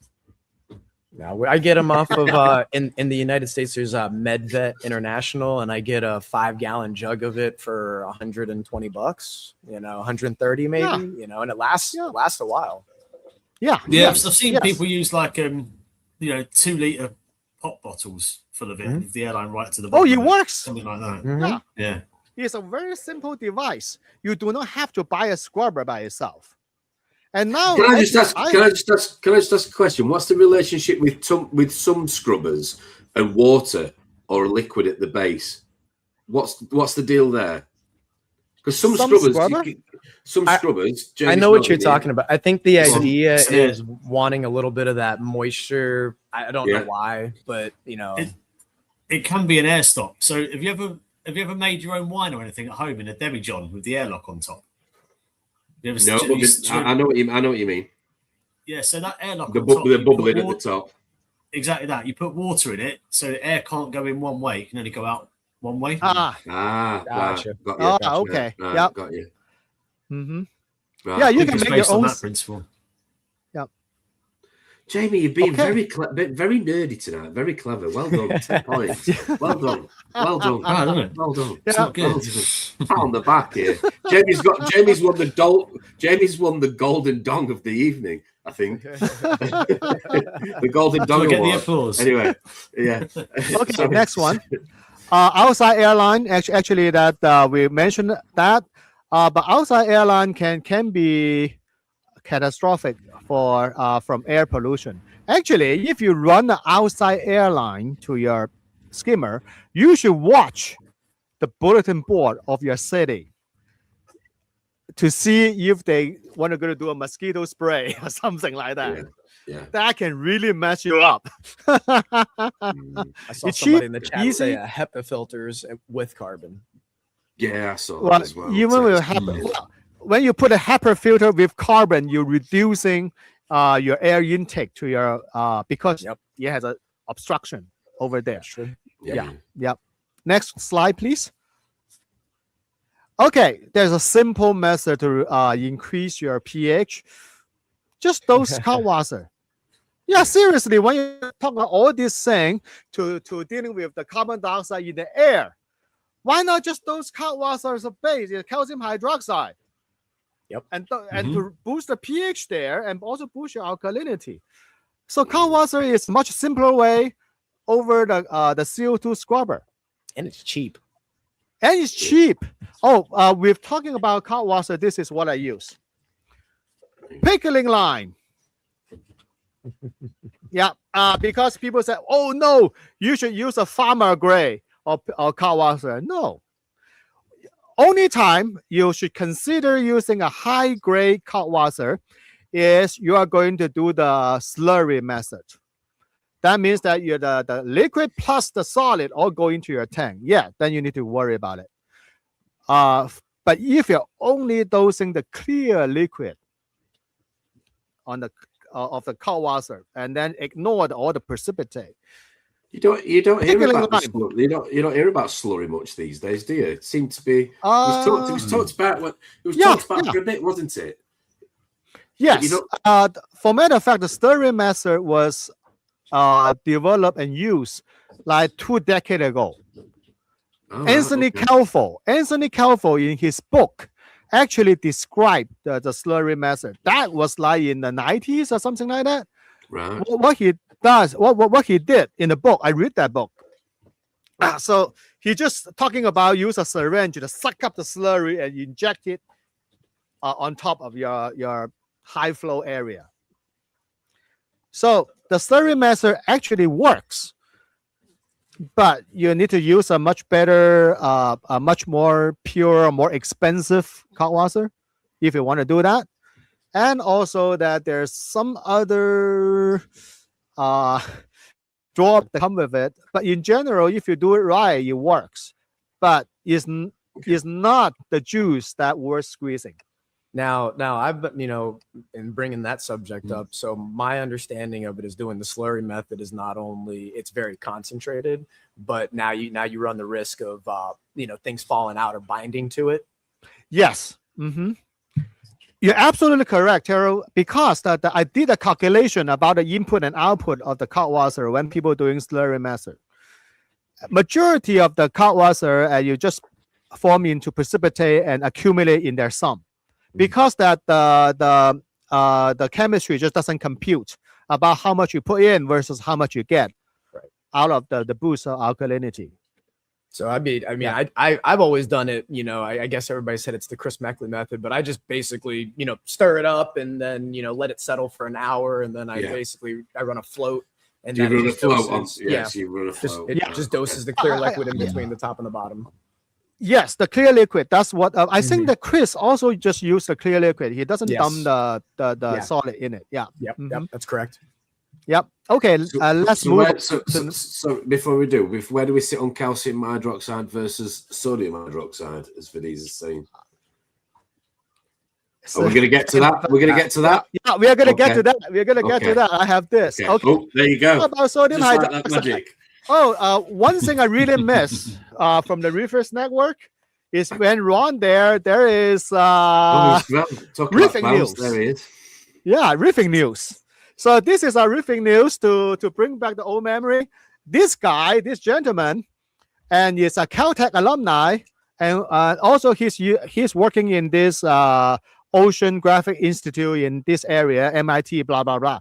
So he did an experiment by pumping sodium hydroxide in Massachusetts, the water, try to raise the pH of the ocean. Well, no fish were harmed, but it's just utterly stupid. So let's move on. Well, when you use sodium hydroxide, remember this thing is very dangerous. And that's what you can do to your hand.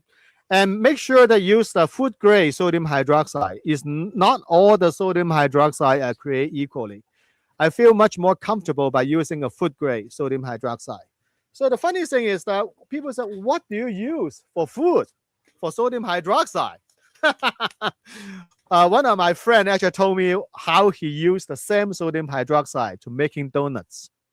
He dipped his donut dough in sodium hydroxide solution. So then after he fried the donut is much more crispier.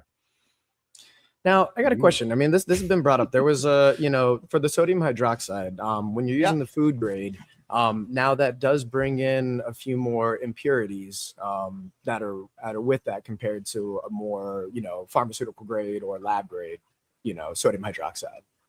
But yes, stabilizers and things. Yeah, that's an advertisement gimmick. First of all, you're talking about pharmaceutical grade. There actually no such thing technically, no such thing as a pharmaceutical grade. You can get ACS reagent grade. That's what you want. I think it's 90, 98, 99%. You can 99%, 99.5%, that kind of thing. Right. In terms of the amount but here's the thing though. For kaltwasser is a calcium hydroxide. And sodium hydroxide, but all the hydroxide has one interesting thing. For heavy metal impurity, they form the hydroxide, which precipitate out. Make it unavailable for biological function. Since we promise we are not talking about trace elements, so okay, I shut up. Not gonna talk about it. Same thing. You will be purified out from the water. It's made to. Good evening, Swordsman 111982. Sodium hydroxide is used to make Bavarian pretzels. There you go. There you go. Nice. One thing that's good about it, if you are going to use it, it's cheap, really cheap. Oh yeah. Jamie, you're brilliant about talking about the cheap thing. Okay, I have to comment on this. So why is cheap? First of all, if you look at Amazon, I'm not affiliated with Amazon. So the food grade sodium hydroxide we need a disclaimer. Dong is not affiliated with Amazon. No affiliation to but that's my website that I buy a lot of things from. So sodium hydroxide, the food grade version versus food grade pure sodium carbonate, bicarbonate are almost the same price per gram, almost very close. But when you're dosing sodium hydroxide, the hydroxide ions sodium hydroxide molecular weight is about 40. Mm-hmm. And your sodium carbonate molecular weight is about 80 something. So basically, when you're dosing sodium hydroxide, eventually both the carbonate and sodium hydroxide will get into the bicarbonate, right, in the water. Mm-hmm. So the sodium hydroxide grab the CO2 from the air. That's why you're only using less than half amount of sodium hydroxide to achieve the same result as twice as much amount of carbonate or bicarbonate. Yeah, because it's making itself out of available carbon. It's making itself. Yeah. It's a value added. So that's why using sodium hydroxide not only is cheaper, it's less expensive and also keep your pH higher. So is it, on that note then, is it good to dose it at the base of your skimmer or something to go into for good mixing, or is there a good point to put it in? Sodium hydroxide upon dosing, that you will form the precipitate, the calcium hydroxide, magnesium hydroxide immediately. That's why when you add the clear solution of sodium hydroxide to the reef tank, you see the cloud form and then dissolve quickly. So adding sodium hydroxide, there are several things. If you want to put on a dosing pump, you need to make the sodium hydroxide really, really dilute. Right. Okay. Yeah. And also limit your dosing reservoir. That provided if you accidentally dosing pump acts up, malfunction, by dosing the whole reservoir into your tank, it won't kill your tank. Yeah, dilute it. Yeah, diluting. The second thing, sodium hydroxide actually can yeast through certain plastic. For example, I did an experiment. So this is a Costco purified water in a plastic bottle. Even I make a very dilute sodium hydroxide solution, it will yeast through this plastic. Yeah. Reefers say that it also melts aluminium. Trust me, I found out. Oh yeah. Wow. Yes. So not only you need to be dilute, also you need to test the container that houses the sodium hydroxide. That's a very, very good point, even for people buying off the shelf products that contain it. So I know, for example, like Reef Elements pH Plus, that will melt through Red Sea hosing. So you need to make sure that you're buying a hose that's compatible with that level of alkalinity, that alkaline solution. Yes, and you probably need to use a silicone tubing. Yeah. Right? Yeah. Yep. So there's for those in the UK that have access to Reef Elements, pH Plus will melt Red Sea hosing. So make sure you're changing it. Yeah. So also, when you're dealing with sodium hydroxide, you need to wear personal protective equipment, gloves, safety glasses, and if you have a lab coat, you can wear a lab coat. So make sure safety glasses. This is most important thing. 1 drop of sodium hydroxide, either is in a liquid form or in solid form, even worse, get into your eye. It will ruin your eye immediately. Very dangerous. As you saw in the banner a second ago, I'll throw it up again. If you'd like to take advantage of Dong's exclusive offer in affiliation with sodium hydroxide on Amazon, then please do use the discount code DONG10 at the checkout for 10% off. It may work, it may not.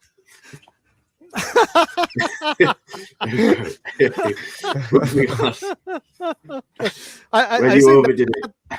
That discount code only for work for 1 second. Okay, yeah, there you go. After you check out. Okay. After you check out. So what happens if you overdo it with sodium hydroxide? It happens. It happens more often than you think. 2 solutions. 1, grab your seltzer water.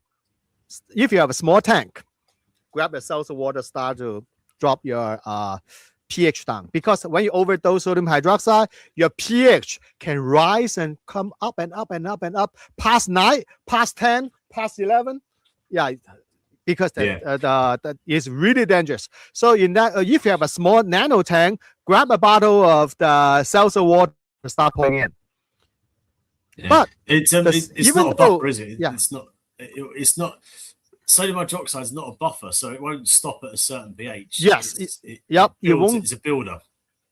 You actually break the buffer.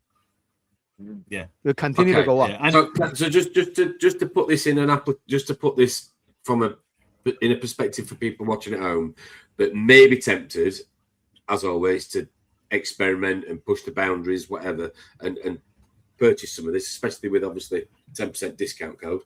If you were going to use it, how would you? What would be the application? The application is basically replacing your alkalinity dosing. Right. Okay. Yeah. Okay.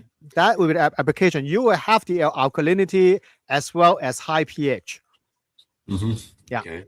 So mixed with RO water on a doser. Mixed with RO water, and for matter of fact, Randy Home Valley, and that Randy has a recipe, has 3 recipes. Yeah. The recipe with calcium chloride plus bicarbonate, second one calcium chloride with carbonate, and he has the 3rd recipe is calcium chloride and sodium hydroxide, and it's freely available online. Just Google it and grab the recipe and use it. Yeah. A few people saying they wouldn't really want to risk it here. Juice is not the squeeze, not something I want to play with.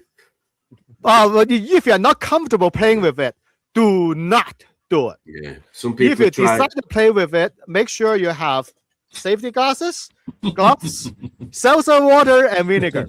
Yeah. Some people tried the discount code but got it wrong. Went Dong 69, didn't work. Oh my God. Are you using the for the English translation? Seltzer water is carbonated water, obviously. Yeah. Are you using the lime flavor for the extra citric acid, or is that just a picture? Oh yeah, the lime flavor actually is my favorite. But the problem of seltzer water is not that potent, because even though you got tons of bubble, but the amount of carbon dioxide which turn into carbonic acid in the bottle is not much. So much better to use vinegar. Here's just a bit of a side thing, but kind of linked. When I used to work in the trade, and obviously customers would always bring in their samples for testing by the store, right? People would bring their water samples of their tank in old pop bottles like this, and the pH was always way down, way down, because it must hold some of the acidification in the plastic or whatever it is. But if you're taking a sample of tank water to your LFS, don't use one of these bottles. Use a glass bottle if you can. Yeah, good tip there, Jamie. Yeah, it used to drive me insane. Yeah. Sort of that's very true. So for the now we talk about the vinegar, is that the vinegar, there's a 5% vinegar and also the higher percentage vinegar that's sold on Amazon without discount code for no limited time. So that's something to always have handy is a vinegar. But here's the thing: when you use vinegar is a form of carbon dosing. Yeah. Yes, you drop your pH pretty rapidly and pretty potent. So that means that you use it to fix the situation that if your pH go above 9. But then you have to watch your alkalinity, because your alkalinity will slowly rise up when the bacteria start to chew up the vinegar, the acetate part, and produce carbon dioxide, which boosts your alkalinity. So you need to watch your alkalinity. Actually, whenever you either you use seltzer water or vinegar, you need to watch your alkalinity, because after your pH shoots up, you don't want to give your coral another episode of 20 DKH. Now, need to watch that. So just going back to the sodium hydroxide, then, why would you use it? Why is it necessary? Why is it talked to boost your about? pH? Because Yeah, I if you know use that, but why can you not achieve an adequate pH level, as we talked about earlier in the poll, just by using kalkwasser, just by using calcium hydroxide? Because that kalkwasser has a solubility limit. Okay. So yeah, so that means that sometimes, most of the time, if you have a heavy SPS system, the kalkwasser just won't cut it, because that the amount of kalkwasser have to be less than your evaporation volume. Yes, otherwise it'll affect your salinity, and obviously. That is the major drawback of kalkwasser, is that it's not potent enough. It's incapable to maintain your alkalinity. Yep. That's why I do a blended method. I do, half is kalkwasser, then half is, your sodium hydroxide.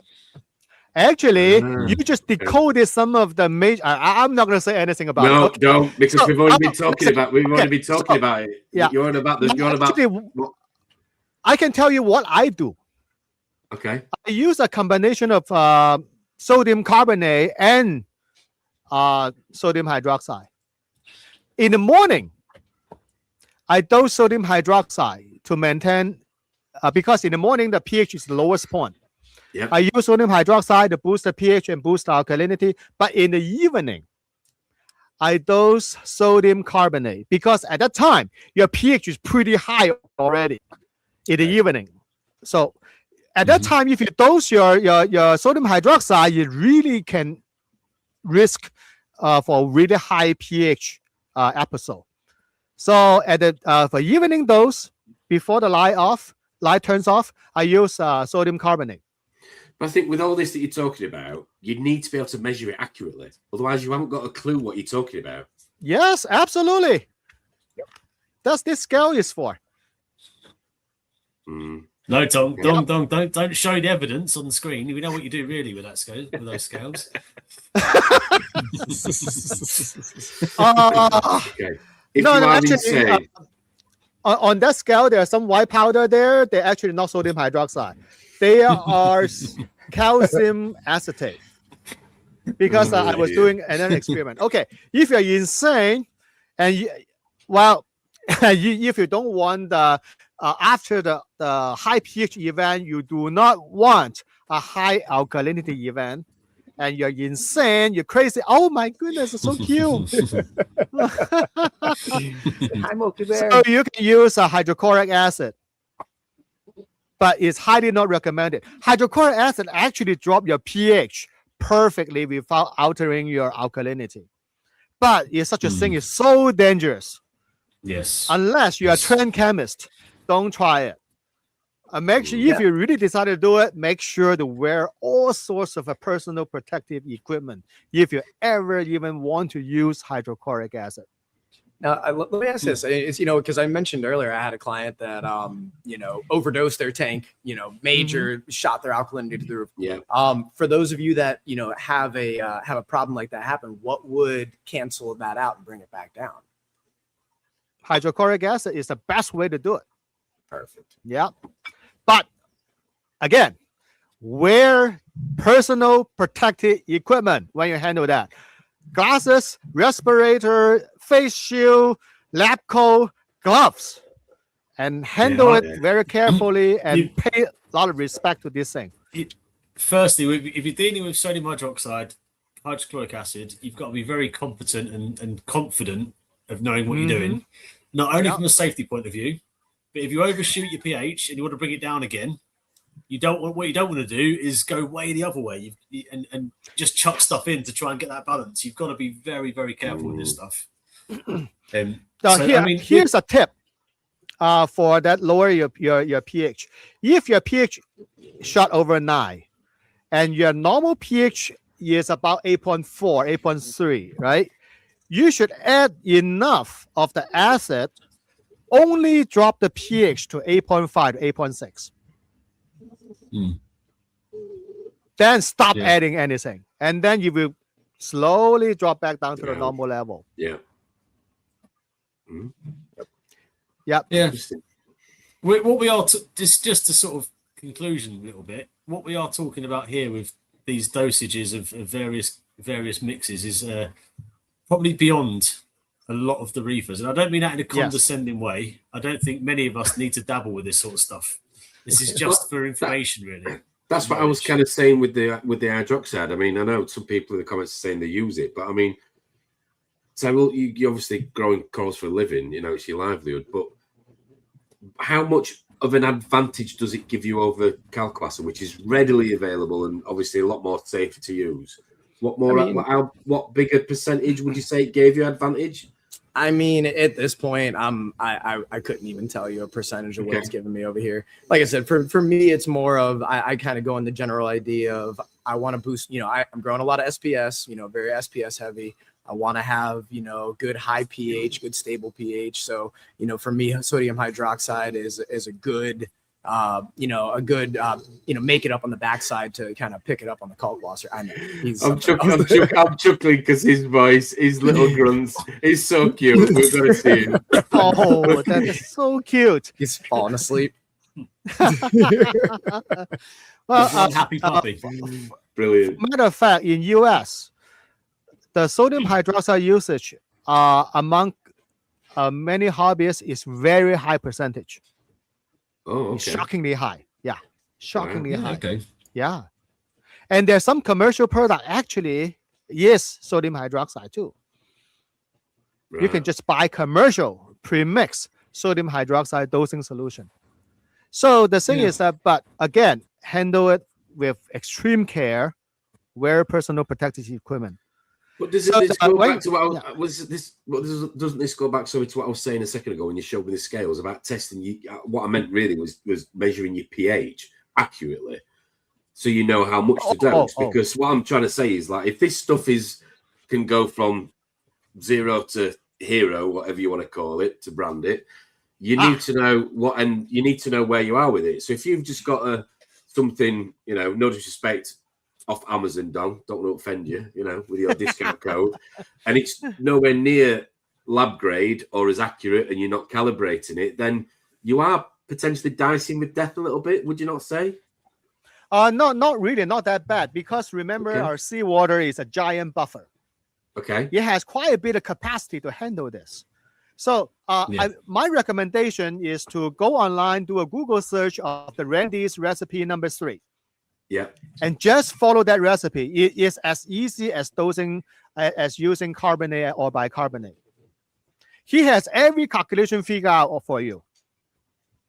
Also, but it's not something. Sorry, Jay, it's not something you should buy the product, mix it with RO, and just start dosing it and just guessing. Yeah. Okay. No. You don't guess. You look at the recipe. It tells you how much. You need a recipe. Yeah, exactly. Yeah, the recipe is already there. The recipe is actually like a decade old. Yeah, probably more than that. Well, probably more than also, sodium hydroxide. Yeah. For the benefit of the viewers, if you've got, let's say, 100-litre, 200-litre tank, and you do a 10% water change every week or two, you've just wasted 2 hours of your life listening to us because you never have to use it. Yes. That for if you have a small tank, then you're doing a lot of water change, and you're already very good already. Just forget about messing around all this kind of thing. Yeah. So Reef saying they do use cheap £15 Amazon pH probes. They've been amazingly accurate, keeping their calibration against solutions for months. I doubt the branded ones are really that much better. In terms of pH probe, because remember when you use sodium hydroxide, it's not equal to chasing pH. You use sodium hydroxide as a reagent to dose alkalinity. Because when you're using sodium hydroxide, your main target is your alkalinity. It's not your pH. The pH is just a side benefit that comes with the alkalinity dosing. It's a side benefit. Yeah. So that's why that you probably doesn't even look at your pH meter when you're dosing the sodium hydroxide if you're following the recipe. Wow. Okay. Yeah. Interesting. Yeah. I notice when if I'm looking at my Apex and I'm watching my you can actually see it at specific times that it doses. It has a little jump in pH and then it settles back down. Yes. Because that's the jump is caused by the sodium hydroxide before it reacting with the getting enough carbon dioxide to chew on. So the one important thing is that if sometimes I watch this online social media and say, hey, my pH is higher than yours. No, that's not a badge of honor, seriously. He said, oh, my coral looks so colorful. Yeah, that's a badge of honor as a hobby. pH is always a sidekick. I think for me, you said it an hour in. You said it, well, not even an hour in, half an hour in. There is so many other things that are more important. Yes, it's more important. But unfortunately, but you do get on this bandwagon. You go down this. You've had your tank for a while. You naturally assume everything's fine, and you're focusing on this as almost like you say, my pH is higher than yours, and this sort of other sort of range or whatever of reefing. When really there's fundamental basics that might not be where they should be, and that's going to have a detrimental effect. We do that as reefers. We like your tank might look immaculate now, perfect, right? But I'll tell you now, I'm going to go see Tom on Wednesday. I'll look at Tom's tank and I'll think, oh, that's good. And Tom will be doing something that I'm not doing. And I'll be thinking all the way on the 3-hour drive home, I should start doing that for no reason other than Tom does it or Dong does it or Terrell does it. My tank works absolutely fine as it is. But as reefers, we always want to do what we see people doing, if that makes sense. Like, you won't say that when you've cleaned 1,500 frag plugs with a toothbrush, but we'll see. And I think we have a bad habit of always trying to we get into that fallacy thinking that one thing is going to be that's the key that's going to fix everything. And like Dong said, it's halfway down the list of importance. It does influence other things, but it's not the end all be all that's going to make it or break it in your reefing game. That's absolutely perfect way to say this. Yes. And with that said, if your tank actually the pH dropped to like 7.4, 7.2, well, there's a more important thing to fix than the pH. If your tank reached that low pH, something else is wrong. Yep. Do not simply boost the pH back up. It does not solve the problem. It could be something dying somewhere. You need to find that dying body and remove it. Yeah. Instead of just I boost my pH back up and no. I used to have 10 fish. Now I've got 2. Where they all go? There's a product here that's sold called Buffer, and it was 8.3 or 8.4, and people think that I'm gonna dose that just to get my pH up, and then they look and they wonder why their alkalinity is 12, 13, 14. Not realizing that they're shifting other numbers, trying to just specifically shift the pH. So like Dong said, it's a byproduct, not a direct thing. Right. Yes, it's a byproduct. So if you have a trouble with pH, simply fixing the pH does not solve the problem. Yeah. Right. Question. pH is an indicator. Question time. 10 minutes then before we wrap up. Yeah. Big shout out to Dong for that presentation. Thank you. Questions to those of you at home that might have some questions for us, please throw them up in the comments. Let's have a look. We've got one here from Economical Reefer. Question: if your pH is abnormal, say 8.9, will that affect the rest of the parameters that offset your tank? Well, if your pH, if I see a pH 8.9, I go calibrate my pH meter. I mean, I'll say my pH runs 8.9, and that my circumstantial evidence would be I have no issues. My ICPs are all spot on. Shouldn't be. Yeah, it shouldn't be too. Yeah. So, but when you pass 9, that you should be more concerned. 8.9. Yeah, and actually sometimes when you dose sodium hydroxide, you can temporarily reach 8.9 and then you drop back down again. Yeah. I've noticed sometimes in the summertime, I've hit that before in the past, and it's only maybe for like 1 or 2 days where I saw it drift a little bit on the higher side. And again, I remember it was maybe once or twice, but generally 8.4 to 8.9, 8.3 to 8.7. It'll kind of fluctuate around there. No issues with it. Yeah, sometimes that the when a pH probe is constantly submerged in the salt water, the internal potassium chloride calibration fluid, the internal calibration fluid might be infiltrated by the salt water. Oh. Yeah, and then causing this reading, and maybe time to. So that's why if I see 8.9, I do a calibration. If calibration is right, it's still reading the same thing, I will replace the probe. Yeah, there's chemistry's got all the chemistry analysis we do is quite interlinked in your tank. So chances are, if your pH is low at 7.8, I can almost guarantee you've got quite a high nitrate and phosphate because the two tend to correlate quite well. Yeah. So and you get a feel for that. So and also if your pH again is like, let's say your pH is 8.8 pushing 9, can almost pretty much guarantee your KH is probably 8.5, 9, 10, up really high as well. They tend to have a loose connection. So yeah, there's an equation, but it's not linear. But there's an equation there. It's not linear, but when you're doing this for years and years and doing the same tests every day for years and years, you get a feel for it. So I generally know now, if I do my KH test as my first test, I roughly know what a pH is going to be, and I know what my magnesium and calcium is going to be. You get that correlation, unless you've really effed up the dosing or something's gone wrong. Then, but you generally know chemistry is very relationship driven. When you change one thing, other things change with it, and it works the other way. So it's a good indicator. I think overall is a good indicator of where everything else should be. I've had just simple, magnesium being out of whack, and then it drifts a little bit low, and then as soon as I bring it kind of back up to where or at least my target levels, I'll notice my calcium and my alkalinity will kind of fluctuate a little bit, and then they stabilize out. Yes. Because all these ion, they have a certain relationship in there to stabilize each other.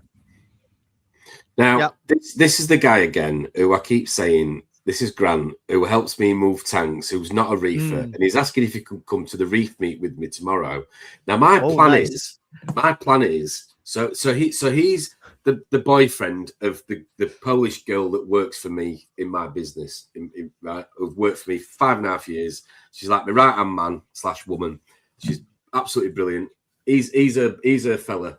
And there's a bit of a short version here. So Mickey, who's MBM Aquariums, who's one of our sponsors who gives away the vouchers in the chat, he has just started using Grant's company, who actually make paneling for aquarium. Have started to make the paneling for aquariums. Okay, so they're a company that make paneling for libraries in schools. And I went on a meeting about staffing, and for some strange reason, I got talking about paneling. And I thought, can you do this to aquariums? So the guy said, yeah, we can do it to aquariums. So they've just started putting work for aquariums through this guy's company. It's all linked. It's all very incestuous, this hobby. So brilliant. My plan is to get Grant a fish tank sooner rather than later. Now, Kasia, it was the Polish lady that works with me, is dead against it. They live in a flat. Said, no, you can't have a fish tank. I'm trying to get him a fish tank. So Grant's now, and he's done so many favors for me over the last few months in lifting tanks and coral tables and everything out the car and into the garden. So my plan is to get him a fish tank. So I will report back soon. But Grant, of course, you can come tomorrow. Drop me a message. I will pick you up on the way. We're going to Mansfield tomorrow. And how good is that for the network as well? You've networked people from different walks of life into the same thing. Definitely.